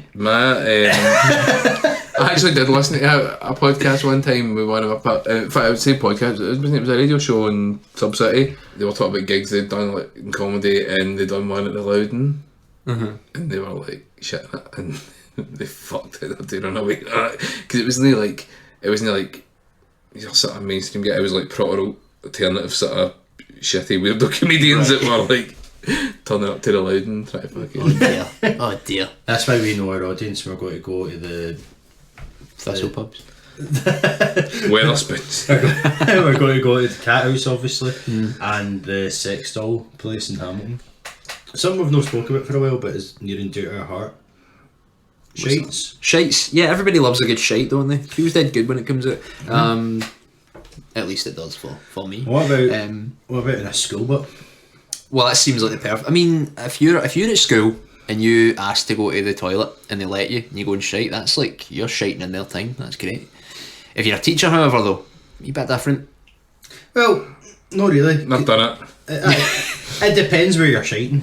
Aye, in a toilet, okay, that's fine. On the grass outside the entrance, nah, maybe not great. What if you're a dog though? If you're a dog, aye, that's fine. If you're a dog teacher, there's a grey area there. If you're a teacher, then no, you shouldn't be shiting on the grass. Yeah, but to be fair to this guy, and I'm just trying to find his name here. His name's Thomas Tramaglini. Name and shame. Well, he has been arrested. I think it's alright to name him. Honestly. No The doubt. picture is of him in a mugshot. You know, it's no like the news isn't out there. See, that's weird because we were saying, what if you're a dog and a teacher? See, if you were a dog teacher, this is the best place to be a teacher. Kenilworth Public Schools. Oh, there we go. There we go. So he was a superintendent there, and he just said, I'm just going to day jobbies. Whatever. On the football track, football field and like the track. It doesn't. Where they did their sports, I'm assuming. It doesn't seem to have been any kind of like agenda behind it. Like he's no went, oh, you's lost, or this to the team shite. This will show yous. Aye. It's just, it's like he forgot what a toilet is and just went about. It's quite specific though, because it seemed to be like a daily basis to find shites in the same place, Somewhere. just somewhere. And I've been like in football stadiums and things like that. There's no sign saying that you can't shite in the pitch, to be fair. So really, is he doing anything wrong? I mean, they put up a lot of signs saying if your dog shites in this road, you'll get a fine. Not seen a sign. What about a human shite? Aye. What if he picked it up? Would that be okay? With one of the wee bags? I suppose, The grey area is clear here. good on him though, because he's getting his wages paid. He's getting paid for it. He's getting so- paid to shite. I mean, the police have apparently been with words with him, and they've expressed that you can't do that. Can I say as well, by the way, one of the big things that I saw when you sent me that was that he's getting $100,000 before he has to go, right? And it's made up of a mixed salary for a few months And and severance 2 months pay. severance. Yeah. But there's also $23,827 at unpaid vacation time, right? He was dedicated To coming into school and shiting. That's what he was dedicated You to. can't shite in the house, man. Like, You're not getting paid for that. I try to do all my shites in work. Do you know what way? Same. You're in a hurry in the morning, you get your bed, you get an extra, you can go for a shite, you can get up 10 minutes early and shite in the football pitch. Aye, it's flawless logic, I frankly. think he went like, because if I need a shite, right, I try and coordinate myself, so I'll do a shite and then like right before my shower, so you're getting a. Aye, you're getting a proper you're getting the badness out, and then Aye. I think he went to the school, shat in the pitch, and then went home and did a shower. just to be. Maybe he's done it when it was raining. This is hauntingly similar to the guy that I was speaking about a few episodes ago, the Japanese fella that was like sneaking into locker rooms and stealing underwear and all that. And Why are people doing this? shiting in them? And shit. Just put them on and shut Then going for a shower. Everybody's got their quirks, man. I know, but your own It's time. alright to like things where you don't need to shite in public or steal people's Yeah, pants. that's okay. Even if you want to shite in public, but just not doing it in a school, because there's connotations there. There's like, Waynes don't want to see that. I've been He's Wayne. the superintendent. That's his fucking school. He can do what he wants. That's true. And as the New York Post reported, he has now deemed the pooperintendent. I get it, because he's shiting in that. Is he talking about crazy Asians, right? Oh, of course. I mean, Terry phoned me what a this segue. morning. Equations. great. Terry phoned me this morning, so he's like, oh, I mean, there is a wee bit of context there. Terry's currently in Hong Kong. well, So, I mean, he must have been off a I'm late. going to get in it. Well, no, it was like 4 his time there. Yeah. 4 in the afternoon. I think they're ahead of us or something. I don't know. He said it was 4 in the afternoon regardless. Maybe they're nearly 12 when we're behind, I don't know. But he phoned up and was like, I need some advice, right? And I was like, it's 9 in the morning, leave me alone. Right, what is it? And he's like, my neighbours asked me to take her niece round Hong Kong, right? And I went, okay. So what's the problem here? I was like, well, I'm meant to be flying back tomorrow, so I've had to cancel that flight, and I'm flying back a week late. And it's like, what? And then it's like, so I need some advice. Like, we've only been talking on. He did say what it was called. It's like the Chinese version of WhatsApp. I can't remember what it's called. And he's like, all right. And he's like, but she's only typing in Chinese. Like, I think he speaks Cantonese and she's typing Mandarin. And he's like, is this like a setup? Like, is he meant to be dating this lassie? Like, well, when you this is say the thing, niece, right? I just assume like wee lassie wanting to see Hong Kong. no, like he showed me pictures. She does look above board, right? We'll say that. She doesn't. She's no 7. Like, Right. she is an actual. She's a grown person. Yeah. Right. So that's fine. And it's like, right? Well, what's the problem? Is that I don't really understand Mandarin. And I said, well, how are you communicating with her? And it's like, well, if I don't understand what it says, I need to Google Translate it. Aye. But I'm responding in English. So then she's got it. It's like, I don't Mate, know they what- should just speak in emojis and gifs. Aye. I think And it's like- that'll be much more. It's like, so effective. if you ever date someone where you don't speak the same language, it's like, No. believe it or no, this doesn't happen. Usually my relationships are based around communication. Aye. Aye. Because like Google Translate's not going to help you every time, It's not. especially if you're talking. Like, can you say that a bit clearer into my phone, please? I didn't quite catch it. You there. slow down. Aye. So I'm going to check in with him tomorrow because he had to pay money to delay his flight for a week, and that's quite the commitment to someone you can't even speak to. Aye. I mean, she looks. He'd be a good candidate for that place in Hamilton, man. He's Repeat customer. Yeah, I think he does go to. Well, he says he goes at Hamilton. Your curd shop is. aye. He says he does go there sometimes. What? you ever What's seen- his name? Terry. Terry, Aye, Terry's- expleted surname. Terry's a funny one though, man. He sent us a video the other week. He's been sending us copious amounts of pictures for whatever he's finding in Hong Kong. But it was raining the other week. Right. Then he sent us this video at like 4 in the morning of him singing Africa by Toto, but the Hong Kong version. He blesses the rains down in Hong Kong. Ah. It was a lovely wee day. I enjoyed it. Yes, I've heard. He's our fud, but Yes, I've heard. Loyal listener. £60 an hour, you can also be your fud. Fucking hell, Hong Kong is stormy as fuck. It's gonna take a lot to take me away from you. There's nothing that 100 men or more could ever do. I bless the rains down in Hong Kong. Fuck! Right, so there was another shite story. I just remembered that there when you started talking about Asians stealing pants, and I'm not saying that was Terry. It just reminded me of his. Well, I mean, we don't know. Well, we don't know, but it just reminded me of his dumb exploits that he's currently going through. Yeah. That he thought I would somehow be able to give him some advice on. Like, so the See, before if I had been in that position, you're the only other person I would have thought to ask. right, so there's been another shite problem in Queens. Oh. Now I got sad here, right, because I just saw the headline saying Queen's neighbourhood flooded with human waste, and I thought that meant that somebody just went outside Buckingham Palace and started fucking shiting everywhere. Then I realised that's I'm gonna shite in this corner, this stank. that's not really a neighbourhood. That's more like palatial grounds, Aye. and you'd probably get shot if you went in and tried to. Or shite at least in have somebody charging you with the big black helmets that they've got. You know, the big pointy-ins. That's what they do, don't they? They just lower their head and charge. Pretty much, right? I think they hold guns, but I don't know if they're loaded. But, you always see like it's always American tourists. I'm not trying to generalise here. You always see like fucking idiotic tourists going up and going, oh, they can't speak, so I'm just going to like stand right in their face and shout at them. I'm just going to spit in their mouth. See what they do. And so the story is that a pipe burst. They were just a shite pipe. That's bad. Figuratively, a shite pipe burst, and now there's just like shite all over the streets. And there's some pictures here. There's a woman. Fuck, man, that Cadillac's totally. That's jobbies floating around it. Do you know how you could have avoided that?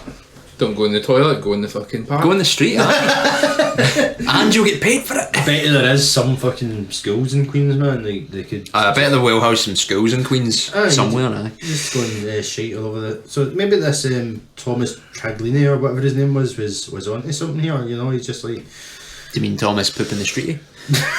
I think that's a better name. Fuck off. Fuck right off. I mean, I feel like we're letting them. We're like Poo York. Fuck me, man. Terry will be having a field day with these puns. Aye. That's not great. That's not great when your sewers are not doing what they're supposed to do. When your sewers are outside and on the street instead of under the street. You know? Aye. Mate, think the turtles are out hanging up there? They'll be confused. They'll have to. Is that like when you say turtles and shite? I just assume that's like a half-done shite. That was when you're touching cloth. Ninja Turtles. They're gonna be raging. Splinter will be enjoying themselves, man. Rats love stuff like that. I didn't realise you get sausage in this pizza. Oh mate, this is getting bad, isn't it? Aye, the fucking jokes are hitting a new low. You know who I felt sorry for was Jonathan Peroni, 31.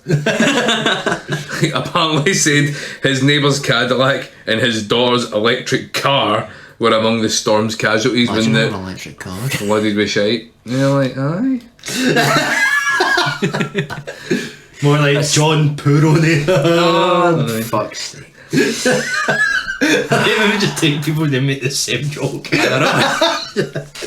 Because if it's no funny the first time, just keep saying it. And everyone knows the word poo is funny. Aye. Isn't it? So, we'll move on for shite. That's what you get for having a motor in New York. Put it out there. Aye. Like, you ever heard of a company called the Poo FC? The Poo FC? I hope that's like an XFL candidate here. No. Because we're lacking in the XFL news, but if the Poo FC are joining the fray, then fuck yes, man. No. That's their special tactic. They'll shite all over the pitch, make folks slip. That's pretty good, eh? Right in the line of the bogey. No, so the UFC, it's quite a barbaric, not barbaric, but it's quite a violent sport. You know, you're going in there, man on man or woman on woman, not loving, but actually fisticuffs. You know, you know, you're going in there trying to beat the shit Aye. out of them.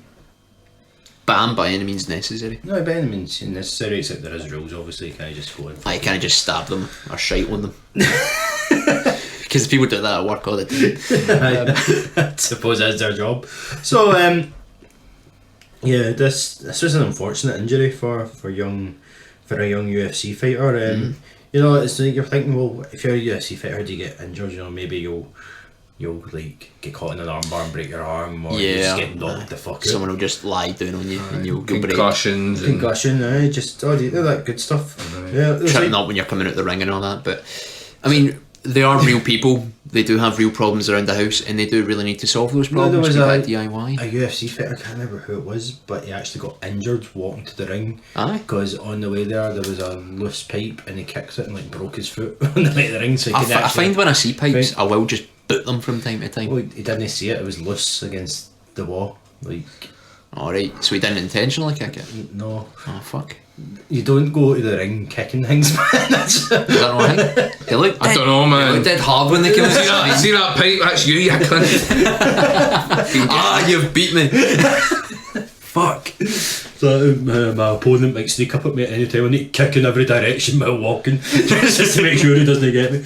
No, so there's this UFC fighter called Bryce Mitchell. He seems to be quite a good fighter since he's 10-0. So 10 wins, 0 losses. That's you can't get better than that unless you're like 11-0. Versus humans, of course. Aye, but he did meet his match. Doing a wee bit of DIY around the house. So I've seen a picture.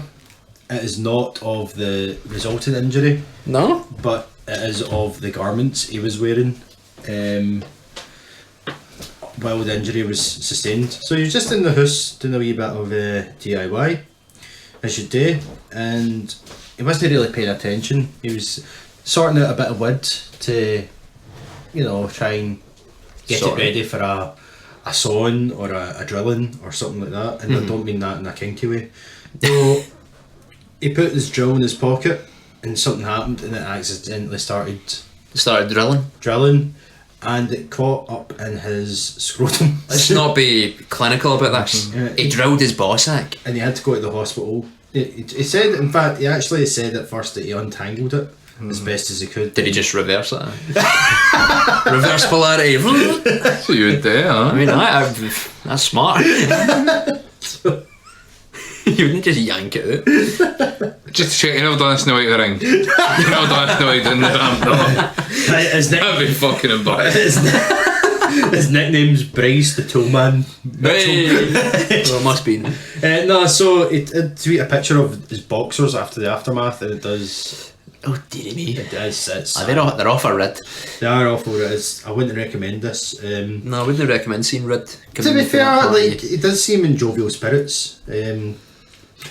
We've got a quote from him here. On you go. So I was going. I think this was off his social media, his Twitter or something. So I was going to train today, but I ripped my nutsack in half. I'm about to go get stitched up. I was holding a board over my head with a drill in my pants. I was sizing up the board and the drill went off and tangled my nuts up in it. I dropped the board and reversed the drill. So yes, he did reverse the drill and untangle my nutsack, but they was ripped in half. That's SIC in brackets there. That's my favourite bit. No, my favourite bit is after that sentence. It's I'm serious too. Lol. You can kind of tell from even reading that he's a UFC fighter, can't you? I'm sure. I'm serious too. Lol. He said he can't post a picture, so I showed Derek the picture of his boxers. There was a lot of blood. In fairness, not a lot of holes though. So how's that happened? How's it went? Know what I mean? Alright. There's no. His boxers aren't torn up. I've seen these UFC guys with quite loose shots now. Fine. Maybe he was wearing that's. Maybe it was the wee. You know, there's the wee gap at the front for your Tadger to come out when you do the pish. Maybe it's went right in there. Maybe it's just a really dangly ball bag. Maybe he just got a massive sack. That's why he's not that worried about it. He's like, it'll be fine. I'll get hunters of it. It was nowhere near my balls. Just.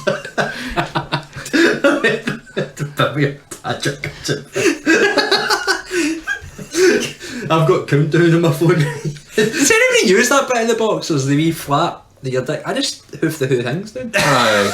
I'm like, well, I'm not doing a maze to do a pish. When I go for a piss, trousers down to the ankles. A wee boy piss. A wee boy piss, you know. What you can do is you can wear them backwards and it makes it easier to take a shite. That's what Batman. That's his bat flap. Fuck me, man. The callbacks. The callbacks to 5 minutes. Speaking of callbacks, why do elephants have big ears? What is that? Nobody wouldn't pay the ransom. Hey! I saw a joke in it. There's a cafe across the road from my house. It's not the Queen's Park Cafe. It's one of the. It's a coffee shop that I think is called. What was it? Trump tweeted that time. It's like Coffee or something like that. Coffee. Yeah, it's called that. Coffee. It's called that because they're fucking. Because they're fuds, aye. And they had a sandwich board outside. And this was our joke, and like we've got Ross here. He is a comedian, so we can get his. You can tell us if it was funny. Professional opinion. That's funny. It's like. What do you call a cow that's just had a baby? What's that? Decaffeinated. Oh. Is that funny? No. Well, we've I mean, I can see the play on words, but it's still shite. But it's still not funny. But then we're gonna have to feed back to them. But then on Facebook. a lot of it's in the delivery, and I think a sandwich board might be one of the worst ways to deliver a joke. They did draw a picture of a cow on it. If that helps. I mean, does that help? It might. It might help. How funny was the cow? It was just like. Was it your standard cow? It was like a Wasn't even like the laughing cow and that cheese and all that, no. It wasn't even like a cartoon, it was just like a drawing, a chalk outline of a cow. realistic. It wasn't even like, Oh, that's shit. There wasn't any details no, in it. it didn't even have like black and white Chalk spots outline on of it. a cow suggests to me dead cow. Was there a bell round its neck? No. Fuck that then, man. Because a chalk outline, that's fucking... That's a dead murder. cow. Meat is murder. Aye, alright, Morrissey, fuck's sake. Fuck Morrissey, eh? Nah, he's good. What are you talking No, about? he's not. He likes UKIP and being a cunt. What Oh, else true, could you- actually, I love him. I love him. Like you kept being a cunt and hated pause, didn't he? And they didn't get to do their fucking gig in America or whatever because he was upstairs and he's like, nah, you're not having a gig also nearby. What, was it Buzz? Aye. Why? Pause, the band that you don't mention on the podcast. We want to it, guys. We fucking want to it. We're not stupid. Fuck. I didn't know you knew that someone was in that band. What, do you know someone that's in that? No, the drummer. The drummer. I think it might have been before anybody was in the band.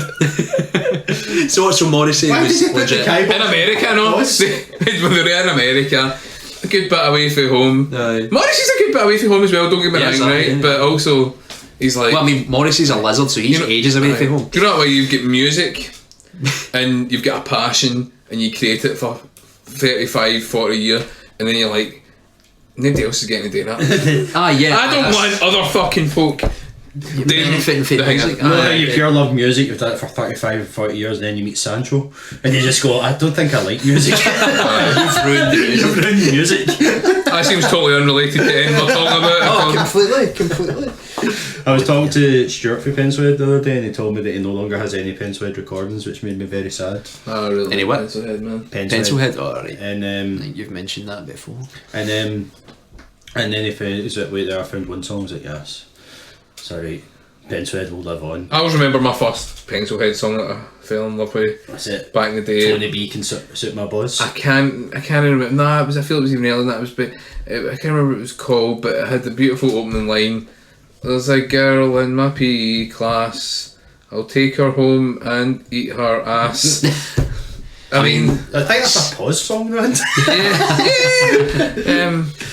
back then that's what we were into. You know, it was always songs like that. They were like 15, 16 Aye. instead of 30. As opposed to like the Out Here Brothers who done songs like that. Go to number one in the charts with lyrics like "Put your ass on my face," I like the way your pussy tastes. or later in the same song, the fucking greatest rhyming couplet: "Girl, you got to suck my dick, and you got to suck it quick." You know. And eager beaver. I like kind of that man stuff. because like she knows that he's busy. You know, it's like she doesn't need to. She doesn't want to waste his time. You know? You just need. Sometimes you just need to get this. You want a swift blowjob? The other problem with that was I was like 15 when that Pencil song was out, so for me that was also like really clever song. I still my favourite cowboy. My favourite Pencilhead song is still Cowboy. Remember that one? What's some lyrics for that? I don't. What is it? I'm a cowboy. No, it was I'm a cowboy. It's just what Wait, I that's Bon Jovi. Exactly. I couldn't remember the rest of the Bon Jovi version. on a steel horse I ride, No, it was I just remember the line. and I'm wanted. I don't care if you to saw. eat your ass. I think that was That was the official I don't lyrics. care The if you single saw version. Ozzy Osbourne back in Nam, you're still a fat prick. Is one of my favourite lines for that. doesn't rhyme, but it doesn't Lyrical rhyme, mate. geniuses, right? But the yeah. best bit was that Cowboy was at a gig where they played that. Your pal cowboy. He's not my pal Cowboy. Oh, you're not your non-pal cowboy. A guy I know, Cowboy, who I saw a couple of weeks ago, sadly. Right.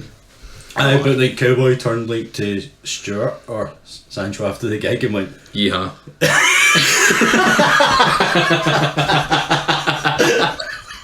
and said, "Is that a song about me?" And they're like, "No, it's just about a cowboy." Just not a cowboy. There was loads of them back then. I also remember as well, back in the day, my band supporting 4 Foot Fingers, who were fucking very well known on the UK punk scene at that time, and they were playing King Tut's Cowboy. He used to have them staying his flat after that every time, and when he wasn't there, they were just ripping the piss at him. And I felt bad for him, but also It's Cowboy. it's kind of his own fault. Aye, yeah. Aye, he's such a Being called cowboy. he's such a fud man. I was with the boy Danger and Shug in Edinburgh a few weeks ago, and Shug's like, every time I'm in Edinburgh, I bump into a cowboy, right? But today we're not going to meet him. I can feel it. It's going to be our lucky day, because they kept talking about his pal who they nicknamed the Herald, because this guy just always appears and sort of stares at them for a while. Aye. Because he spoke to Shug and Craig a couple of times, but they're not actually pals. But then, like, within 3 seconds, Cowboy always comes. He's like a shite Silver Surfer for Galactus or something like that. And but like, as soon as I said that, we went to a pub and got myself a wee beer and ordered a burger or something. And then 2 seconds later, I turned around and Shug's talking to Cowboy. I was like, Shug, you fucking promised us, man. Come on, What were you doing in Edinburgh a few weeks ago? No, I went through for Shite in the streets. I'm just curious because it was fringe time. I want to know what you were up to. we went through for we were at the wrestling originally. Ooh. Because that's where Cowboy wasn't there for the rest of it. We just knew that it's like every time we've came here, Cowboy's here, and then like it's like what, wrestling? A good ROH. Oh. And then it's good those racist chants, man. That doesn't sound good though. No, it was terrible. Like, how racist are we talking? Are we talking racist like? So racist that the black wrestler in question tweeted about it and called Edinburgh Glasgow. Oh fuck! Fuck. No, that's racist. No, he's like, I can't remember specifically what it was, but was it the naughty word? No, it wasn't. There was no like no words as such.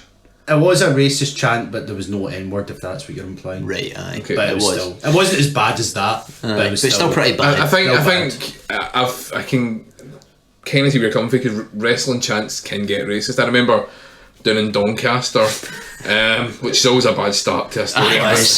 Doncaster is officially the shittest place every ever. story that starts with "I was down in Doncaster" ends with racism.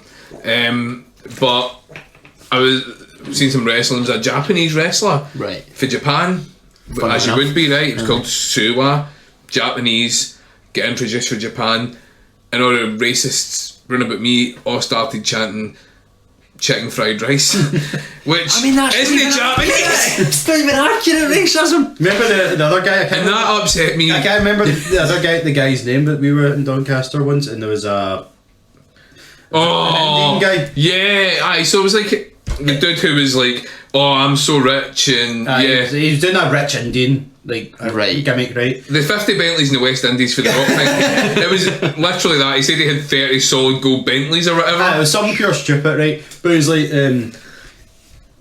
he was Asian, right? But he was also very clearly English. He had like a broad fucking English accent. Yeah. And then like the fucking brain trust really bit, I was like, fucking go home, mate. You're no welcome here. And it's like, what if they just meant England?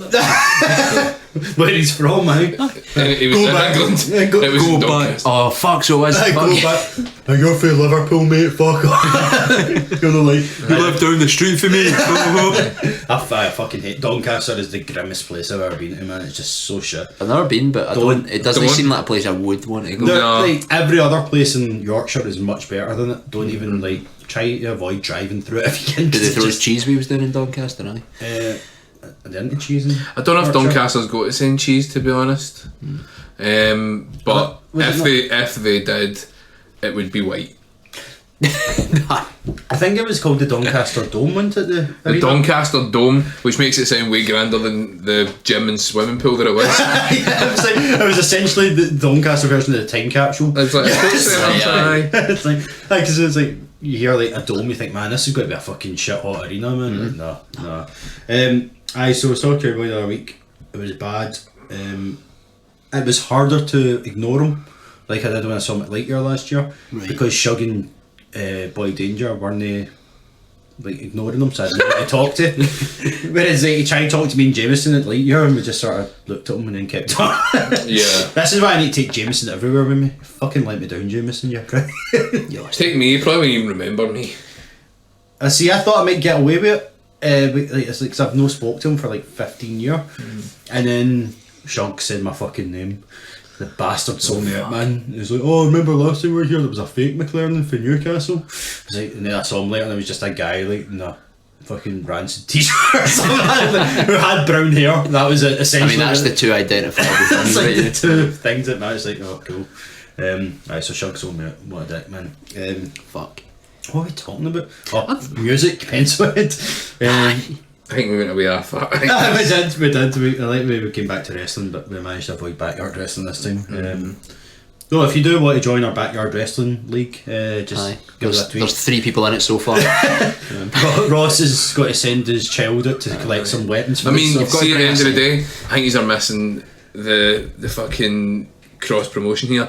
You could be the conspiracy boatyard wrestling. Oh, fuck, man. Fuck. Right, fights in the deck. And you just can swab it. And then we'll sort out fucking conspiracies, It's a good cruise that we could make here. A walk the plank match.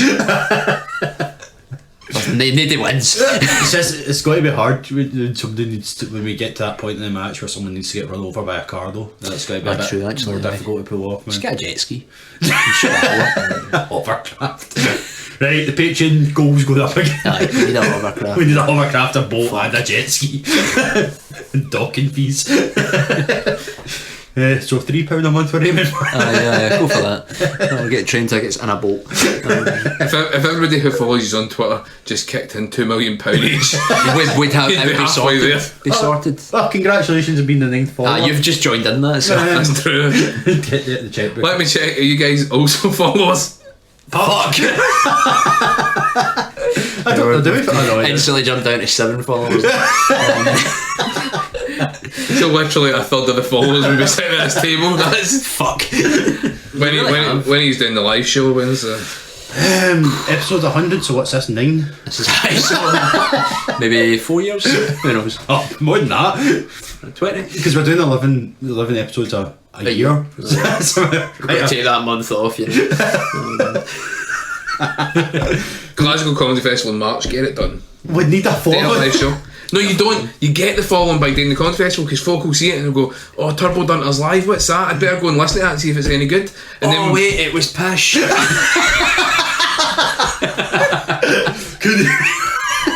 Couldn't even get past the fucking theme music. Fuck's that. Just 2 cunts going. Fucking yes. Oh, this is going to be some Aztec Ruins fucking programme with this picture in. Aye. Is that Tony Robinson, the time team? They got a podcast.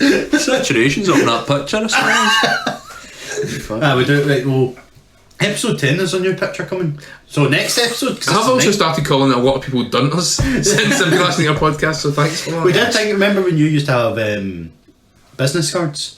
When you were a pimp stick operator? Oh yeah, man. Well, we could just write our name in the bottom of those and just...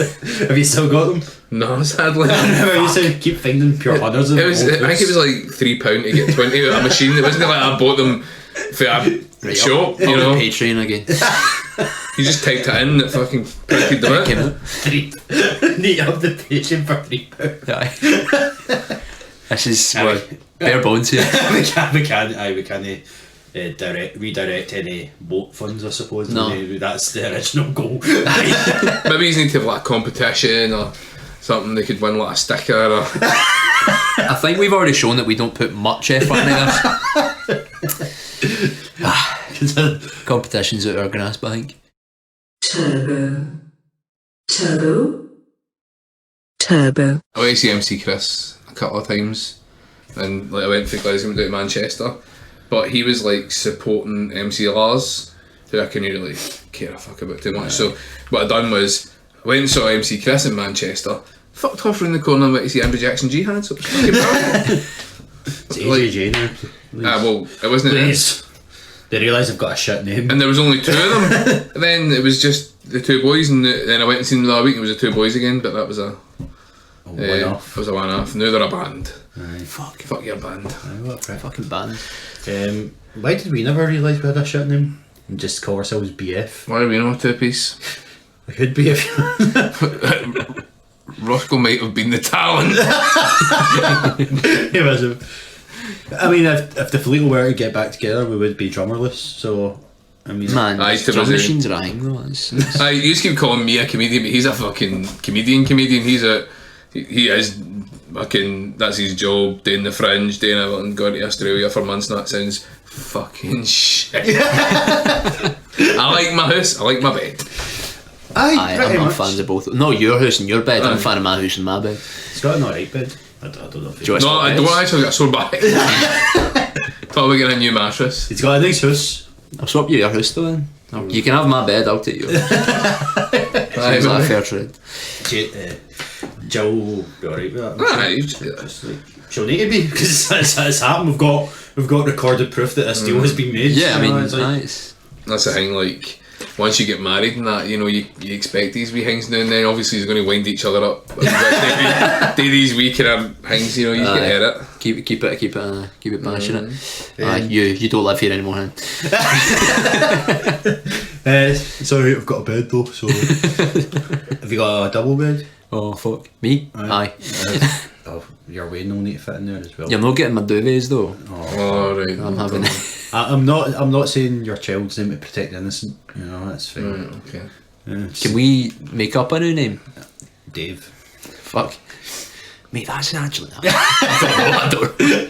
It's not. Did you not say it last few episodes? Aye, because I was telling you. Yeah, it did. Ah well. Alright. I'll That biblical name retroactively Jebediah. Aye, because you were asking if it's a Jewish name, as if I would fucking know. That's it. I feel a lot of Jewish people have called it, aye. There you go. But I didn't think about it. He told me it was in the Bible. So His name's Rabbi.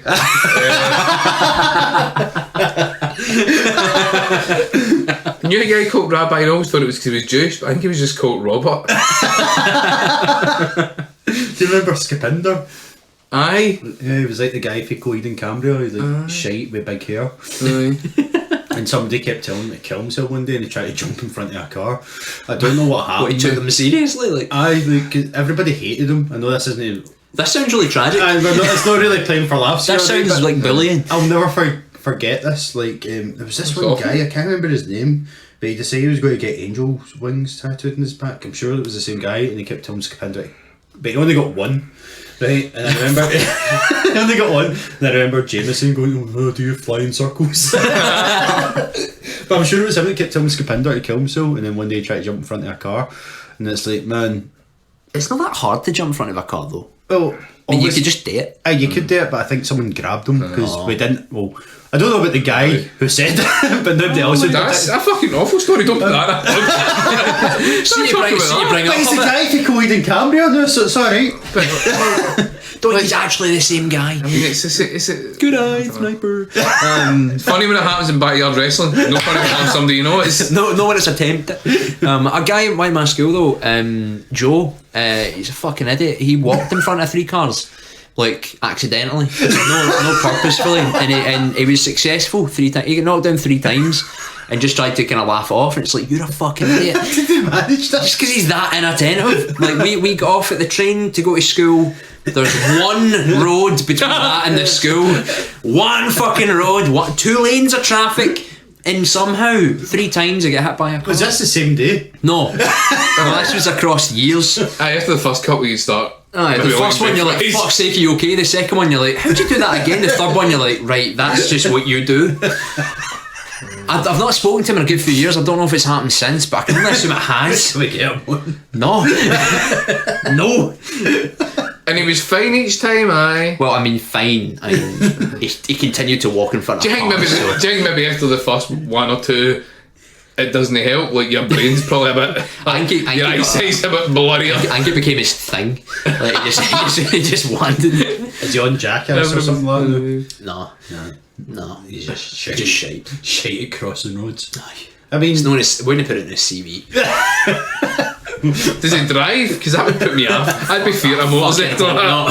Fucking hope not. why are you late for work No, he again? probably think that's normal, so if he sees people walking across, he's like, oh, he wants to be hit. It was a boy in my school used to go up the road at the end of the day by holding out the back of a train. What? And I think it was like an attention seeking thing. He'd done it for weeks, right? And then you'll never guess what happens. There's a twist ending here. Oh, let me know. What? Fell off. No way. Fell off the back of a train, face first. Guy. Right in the tracks. No, but his face wasn't very good after it. He had to get quite a lot of operations. It looked a bit sort of Frankenstein. Doctor coming in Did he and have going, just like Was there like when he landed on the tracks? Was like there a bit of maiming in the top part of the seat and a bit of maiming in the bottom part of the seat, but the middle bit was alright. No, it was pretty much. So fucked. Doctor, how's my son? Well, his face isn't very good. I don't think he landed quite as dead on as that. I think he might have been. There might have been a bit of momentum because he was on the back of a fucking train. That's true. Which you don't do. Yeah. And do you know? There's no playbook for that. Is there? And I know, like you see pictures of like places like Indianapolis and trains and that. I'm pretty sure they must either not be going that fast or they're kind of weighing the train down or something, because this guy getting fucked up, and I felt quite bad for him, you know, but like also the same merit. He was holding on the back of a train. You've done that yourself. So you went to Stonelaw. Why was shushing that? Because the Wayne's going to go there. The Wayne's not going to fucking hang off the back yet. The Wayne's not following the Twitter, is he? No. That's why we moved close to schools, because it was a fuck letting him get a train. Right, so that's the school you went. So what train stations your local went to that? Burnside, maybe. Burnside, right. So how far away was it? Did this guy live? Not very far. I think So he's only he gone did- a few stops, but I think it was more the fact that everybody go, oh yeah, it's like mad, he's pure hanging off the back of a train, rather than... No, I just mean like... rather than this is a more efficient way of So it's not as if like... How much were ticket prices? No, that much. cheap back in the day. I just mean like... And he was underage, you know, he was like a young boy. He was... I just mean like, so he Chelsea. could have got a bus and no panned his face in. No, it's no like it was pure I miles don't away. think that's the only two options though. Like I don't think Bus. it's bus or getting your pan.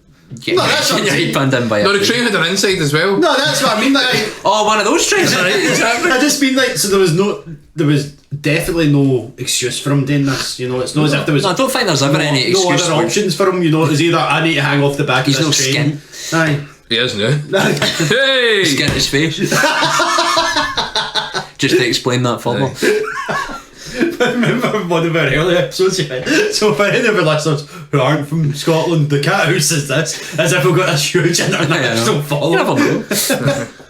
You never know, we might hit it big, we might say something controversial and then Trump will be angry at us. Yeah. Just to say, before Brexit kicks in, European tourists, please come to the cat house. It is fantastic. You will love it. I know cat cafes are taking off elsewhere now, but we pioneered the cat nightclub. It's fucking... Someone's a cat's cutting a bit. And I know it can be a bit annoying on meow meow meow, but you don't hear it once the fucking Marilyn Manson kicks in. So it's fine. Well, you wear your suit for the live show? Oh, aye. Yeah. Aye, you didn't your live show at the cat house? I know, yeah, let's get a boom boom boom, aye. Boom, boom, boom. And I'm only coming as a punter, I'm just coming to see it, that's it. Because, you know. No, we'll have all the guests back. Aye. So you're Jameson. I like how you think we would sell tickets. Sell tickets on main fucking shows. I went to your show, I bought a You ticket. did go to my show, actually. Pete wouldn't turn up. He'll sleep in. What time's that at? 10 o'clock at night. Oh, fuck. Don't know about that. On a Friday? Fuck, oh. I'm usually in bed, but I normally go to bed about 8 in the morning and wake up at... We'd have to get Seven. Jameson some form of like pseudo dreads that you can relive his youth with. He's not going to be able to grow his own dreads, so... Aye. We'll get him like, those Like the Rastafarian hats that have Aye. like dreadlocks hanging at the bottom. We'll just get one of them. seems like a We'll plan. take Ross to Miss Slater's, get him a nice suit that he's paying for. Aye.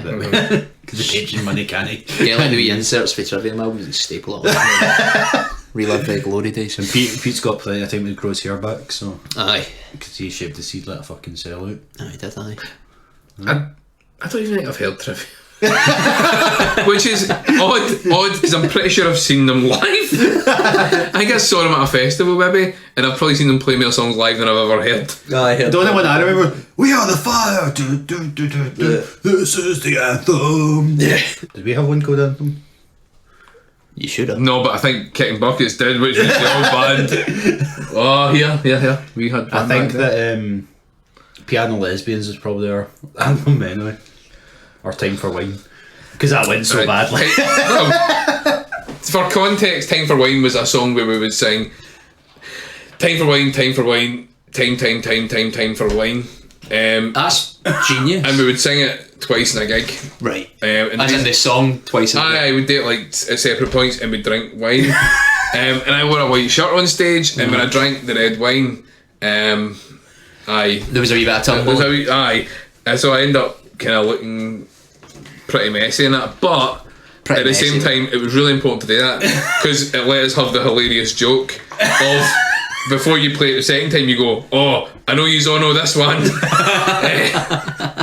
I was reading that review we found online again, where it said that, what was it? It's like, Right, we have to get the review up because me and McLaren, Bandito Flito was our band.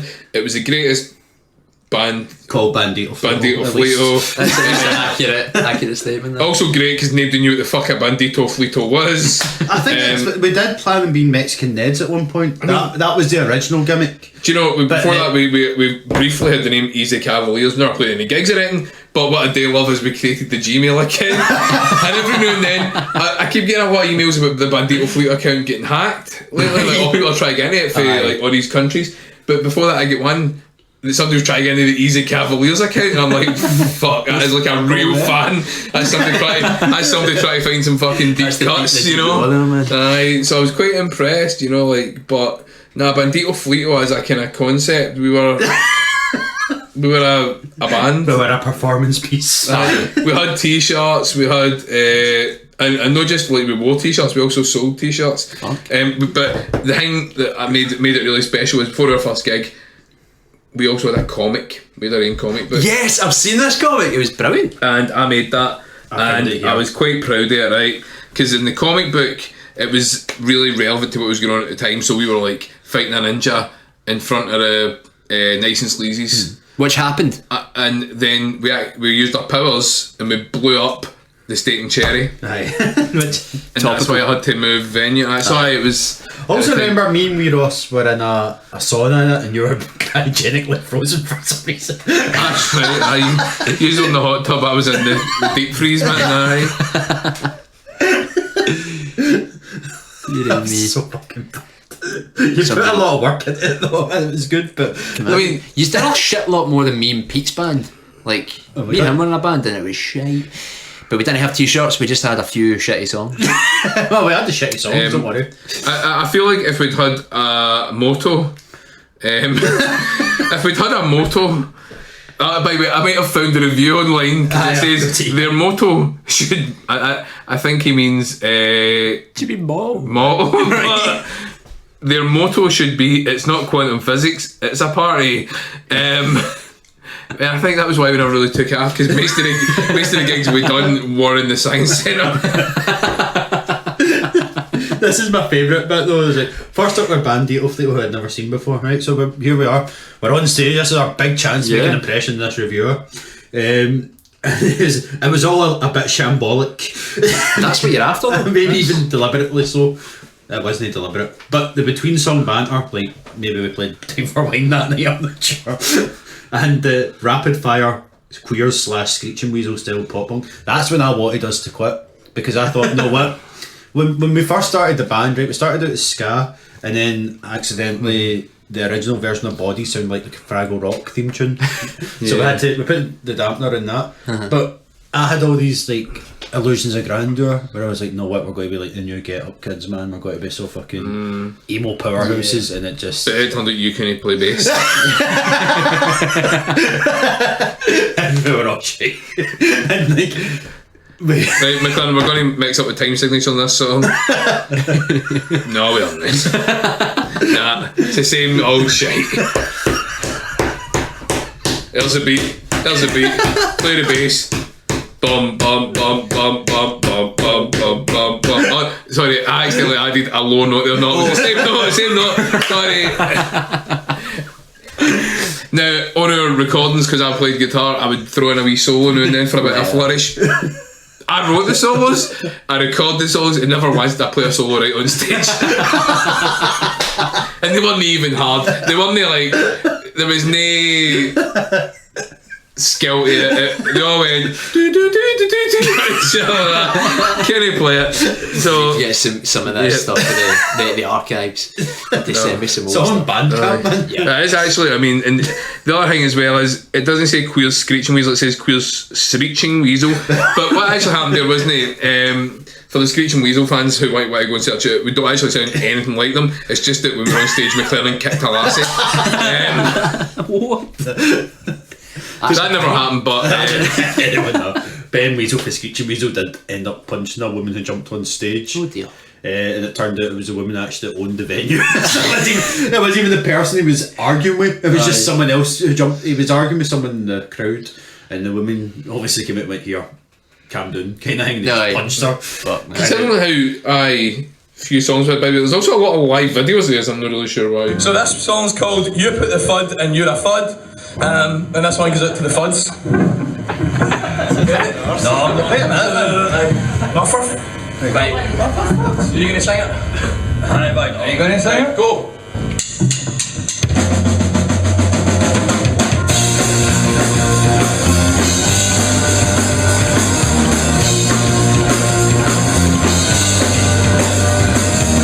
It was funny being in Bandito Fleet Right, man. It was the night you and Wee Ross fell out on stage. Oh shit, that's some drama. It's because he wanted to do a fucking Nicki Minaj impression or something. But I was too drunk to notice this. So, I didn't even notice. So they were sort of bickering back and forth, and I'm like, oh yeah, waving that, drinking a beer, and then like, you fell out for like a week or something. Did we? Wow. I remember you text me going, to this day. Wee Ross still wasn't talking to me, man. I think I really pissed him. Oh, because he wanted to do something that Nicki Minaj done that song during a Trump. I went to his Edinburgh show the other week actually. Was it good? It was actually good. I hadn't. Was it one of his sellout nights? It was one of his sellout Tuesday afternoon. Guest coming soon. Thursday afternoon, Friday. Edinburgh Fringe sellout. Is he actually agreed to do this?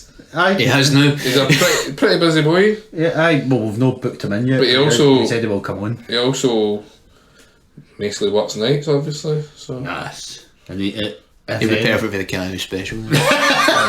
No, because he'll expect money for that. Because he will need to turn down a gig that pays to do that. I still think you should do a live podcast at the Comedy Festival. Put your fucking necks on the line, get it done. Get Ecky's handed out.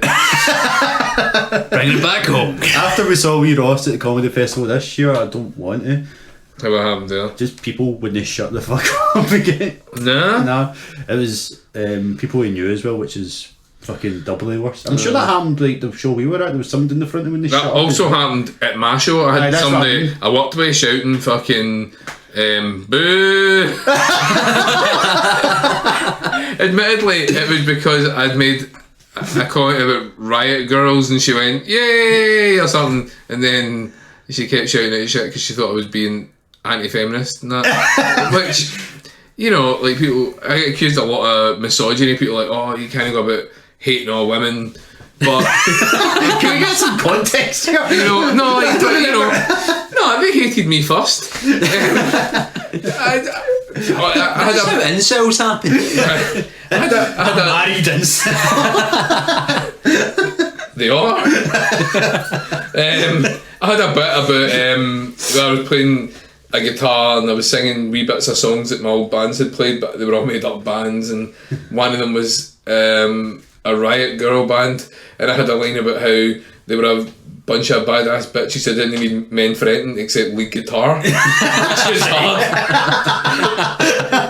Which is kind of a shit joke, but you know, it had an hour to film. And I had I then followed up with a line about how the band was called Tamponageddon, after the famous suffragette Emily Tamponageddon. You know, so it wasn't like I didn't know my history. It wasn't, you know, there was, but she was just drunk. She enjoyed the show. But I get heckled. I think it's worse when it's people you know that heckle you. Yeah, it must be. I think it is, but also, at least I kind of could understand what she was saying, what she was shouting at.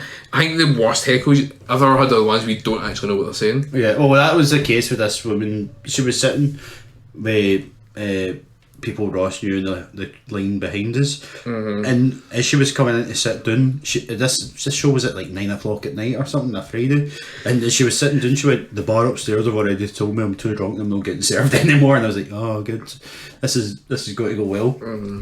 But like Wee Ross is, he's more patient than me, and probably you can be. But you could tell he was just getting fucking like really annoyed because she like just random stuff. She just kept shouting out shit like, yeah, Ross, woo. It's like, cheers, shut up. It's like, and there was Bulgarians there and everything, man. Fuck, I man. just think Brexit will be the downfall of the Bulgarians coming to this Glasgow Comedy Festival. Fringe is going to be better. We're not doing the Fringe. We're doing the Glasgow one because nobody goes to that anyway. So No, I'm just saying in future. The well, when Fringe is we gonna be- do the Fringe, No, not just with people. Just when the Fringe happens, it's just going to be like when we take a month off work, it's like we need a month off. We've got the Fringe. got the Fringe, mate. The Red Thing's already got the month off work, so we just need to listen. That's the thing I never understood, man. Like a lot of my pals would do the Fringe and they would take a month off work to go and do it and stuff, and you know, they do like the free Fringe and stuff. I'm like, imagine taking a month off work and 5-year shows get cancelled because there's nobody in the other ones. You're just talking to like 3 folk who don't know what you're saying. I don't understand it, you know, because like the audiences will come from places like England and they'll not know what I would say. And, you know, like, I can't imagine it, man. Like There's no goat woman doing that. We've got the 3. We've got the 3. Just a guy sitting shouting chicken fried rice at me, man. Can't bother that. We've already got the 3 listeners done, man, so that's fine. That would be their element. I read a thing the other day that said the average podcast had 180 listeners. Fuck. And that seemed really high to me, but then I remembered there's probably like 5 podcasts that will get like 10 million. Do you know what I mean? There's probably like quite a few that have millions of listeners, and that's like dragging the averages away up. It's I think our podcasts added together have 108 listeners. I don't know, maybe. The first one's nearly hitting triple digits. Because it's the statistics. And then there's a big drop. It's the statistics that fuck you up though when you do things like that. Like your first episode as well was a wee bit different from what came after. It was a lot more stereophonics bashing. We've really, I mean, that's still true. We still don't like the stereophonics. I mean, I liked one song of theirs, and it was the one. I'm just looking, I'm not buying. And what I really like is that my wife and I discovered that you could sing, I'm just pooping. I'm not wiping, and it worked really well. So always comes back to shite.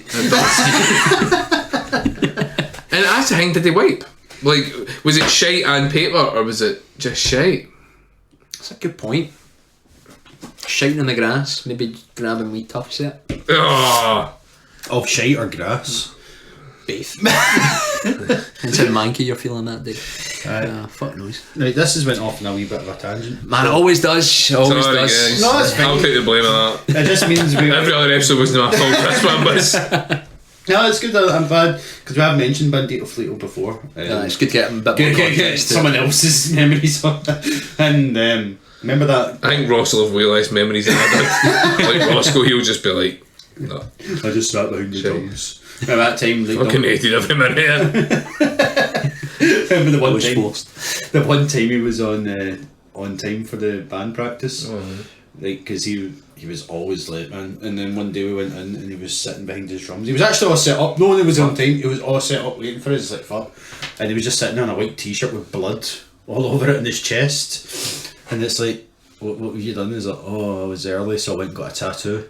And as you do, his tattoo is pretty prominent because a lot of his comedy headshots, he's not got a shirt on for some reason, but he's got like a Pac-Man tattoo, and it's as if Pac-Man's going on like the wee bod. He's got his nipple. That's amazing. I mean, if you get him on, ask him about his other tattoo. Where is it? It's quite prominent. No, it's I'm talking about the two-tone star thing he's got. No, I'm talking about the fucking tattoo he got for a joke that he done about 5 times and gave up. I don't even know this one. Excellent. There's a question for him. To be continued. There's a good question for him. This is the problem. We're That's probably a good going story. to forget this. This question Because you'll never listen to your own podcast. Yep. I don't want to artificially inflate the. I know, like if you artificially inflate the numbers, like so. I wonder what the average Scottish podcast gets. I don't know. I can't imagine it's. What's the biggest Scottish podcast? I don't know. This. Bit socket. They get like 300. they have a Patreon that people actually donate to. That's true. Actually. 2 good boys, I suppose. It's getting up there. I don't know any Scottish podcasts. Start the Patreon for real. Do it. Just do it. Why? Because it'll fund the live show. Only if Yugi is a tenner. Right now. How about we just... I'll get you a venue. There you go. How about we'll look into free the venue. Show? We'll look into the live show. And then we'll see Do a if it's live feasible. show. Do a live show. We'll just need one room with 4 chairs. Most live shows take place in one room. A little bit of small. Aye, but like, in case you were thinking, no, we'll get the hydro. Probably know that room. I don't aim that high. Didn't the same place I done my show last year? McFabs. Aye. So it's got McFees. McFabs. That's a good basement place. We need a stage though. 13th note. Aye. It's got a stage. No, it's got a... The 13th note, as I say, well, it's got step. See, that's fine, man. I can do it a step, you know. See, just one last Bandito fleet on memory. See that gig review? We only played with the Plumptons once, didn't we? Yes. I think that was our farewell. Oh no! Farewell, isn't it? No, we never, because we went and played with them. No, we never. That was another band. Forget me. Cut that out. A lot. In fact, cut everything I've said out. I was neat. There's another podcast without a guest. A lot of our gigs seem to be the headliners' last gigs where they just went, fuck this. Instead of taking us down one, 2 minutes. We played with the Dauntless Elite twice, and Dauntless released another song, and they were fucking touring and that. And they were for like Leeds or something. Played with them in Aberdeen and See the Glasgow, band probably. killers. The band killers, man. No, the other... but sorry, back to Plumptons. That was the night the singer for the Plumptons, like, when we were on stage, he just sort of stood right in front of where my microphone was, because I was a sexy singer, and he just sort of stared at me all the time. And then he came up to me after the thing, he was like, that's the best ever, like, ignoring of me that anyone's ever done, because you managed to do the whole show, because he wasn't moving. And he done it deliberately. Aye, he was What a just fucking legend. just trying to put me off, and just sort of stood right in front of me staring. So you done well, you didn't crack once. It's like, probably too drunk, man. Anyways, we should probably wrap this up. There was something else I was going to say, but I forgot. No. I forgot. Oh, you're going to have to pay the Patreon to hear the bonus content. We're also our gig in Aberdeen, man. We also, it was the night that what Beastie Boy was it died? Was it Mike D? MCA died in the Beastie Boys, but that's okay because like it was like an hour before we went on, like it was announced he died. But luckily, because we are such punk pioneers, we already had a song. So we were 3 white guys who shouted, right? So that was already a Beastie Boys tribute. Paying homage there, right? But we also had a song where we rap as well, so we were able to dedicate that one to MCA. That was nice. Probably moment. the first band in the world to pay tribute on stage. Aye, 'cause he only died like that night. Rough gone, man. 3 white guys who shoot. Not Jewish though. Fuck, you messed it up there. I'm 1/32 Jewish. Yeah, I think your son's 100% Jewish, aren't you, like that? Rabbi. I'm apparently 100% Jewish because of my last name. Doing the GOG every week, so I'm like... Aye, no, my son's only half Jewish. He's got a 2 skin. Do a better fucking joke to end on than that. I done the naughty joke on it. Fuck it, guys. Drop the ball on that one. I'm sure I said That was a that good joke on the Pete episode as well. Because that's only Don't you be claiming his jokes, right? See, to be honest, my favourite thing about that joke was I heard it on tour with my old band before Gritty Fleeto, and we were in a squat in Manchester, right, in this like snooker club, this my punk squat, and there was folks shooting up under snooker tables and that, and an amp caught fire, and it was a fucking rough night, and everybody in it was fucking mental, and it was 2 doors down for a police station, and I'm like, how's this place not just ready to shut down? The police must have been terrified. Anyway, the band we were with up north, and they had like really poppy pop punk, and they were like, what's the deal with pop punk? Nah, nah, nah, nah. It was good, but it wasn't going to work, so they were shiting themselves, but we were out and done. Nah, it was fine. And we went out and we were like, right, we'll just play the same old pop punk shit, but we'll play it faster. So we just played fast, the amp caught fire, we were doing it right. And then afterwards, the barman, like, people seem to really like us, I don't know why, but the barman gave me a drink, and I'm like, well, I'm driving, but it's only 1 pint, it'll be fine. I don't know whether it was spiked or I was super dehydrated, because it had been like 24 hours with us since I'd probably eaten decent eater drink, but I was fucked, right? I was fucked, and I went in the toilet, and there was a punk guy came in, a big scary fucking punk guy called Noddy, and I'm like, you're Noddy! Mate, I've got a joke for you. How did that fucking go? All I remember is that I spent 20 minutes drunk driving through Manchester and was terrified and realised that I was like going, no idea why. One drink, it was an hour later where I was fucked, so I feel like that night was good. Aye, it was not bad. We lived. Did John drive at that point? Nah, nobody else drived. No, Wee Ross. Sorry, drove. I knew that Wee Ross probably might have drove at that time. Nah. But he's Wee Ross, and if he's I don't on think tour, he was 18 at that time. if he was on tour, that No, you have didn't to be matter 18 if to he drive. could. But yeah. No, you have to be 18 to drive. Actually, now I think about it, you might have only been 16. if you were drunk off one pint though, like Wee Ross wasn't fucking in any state to drive anyway. Nah, it's one of the days where I'll never forget it, but I don't really remember. All I remember is the fucking fear.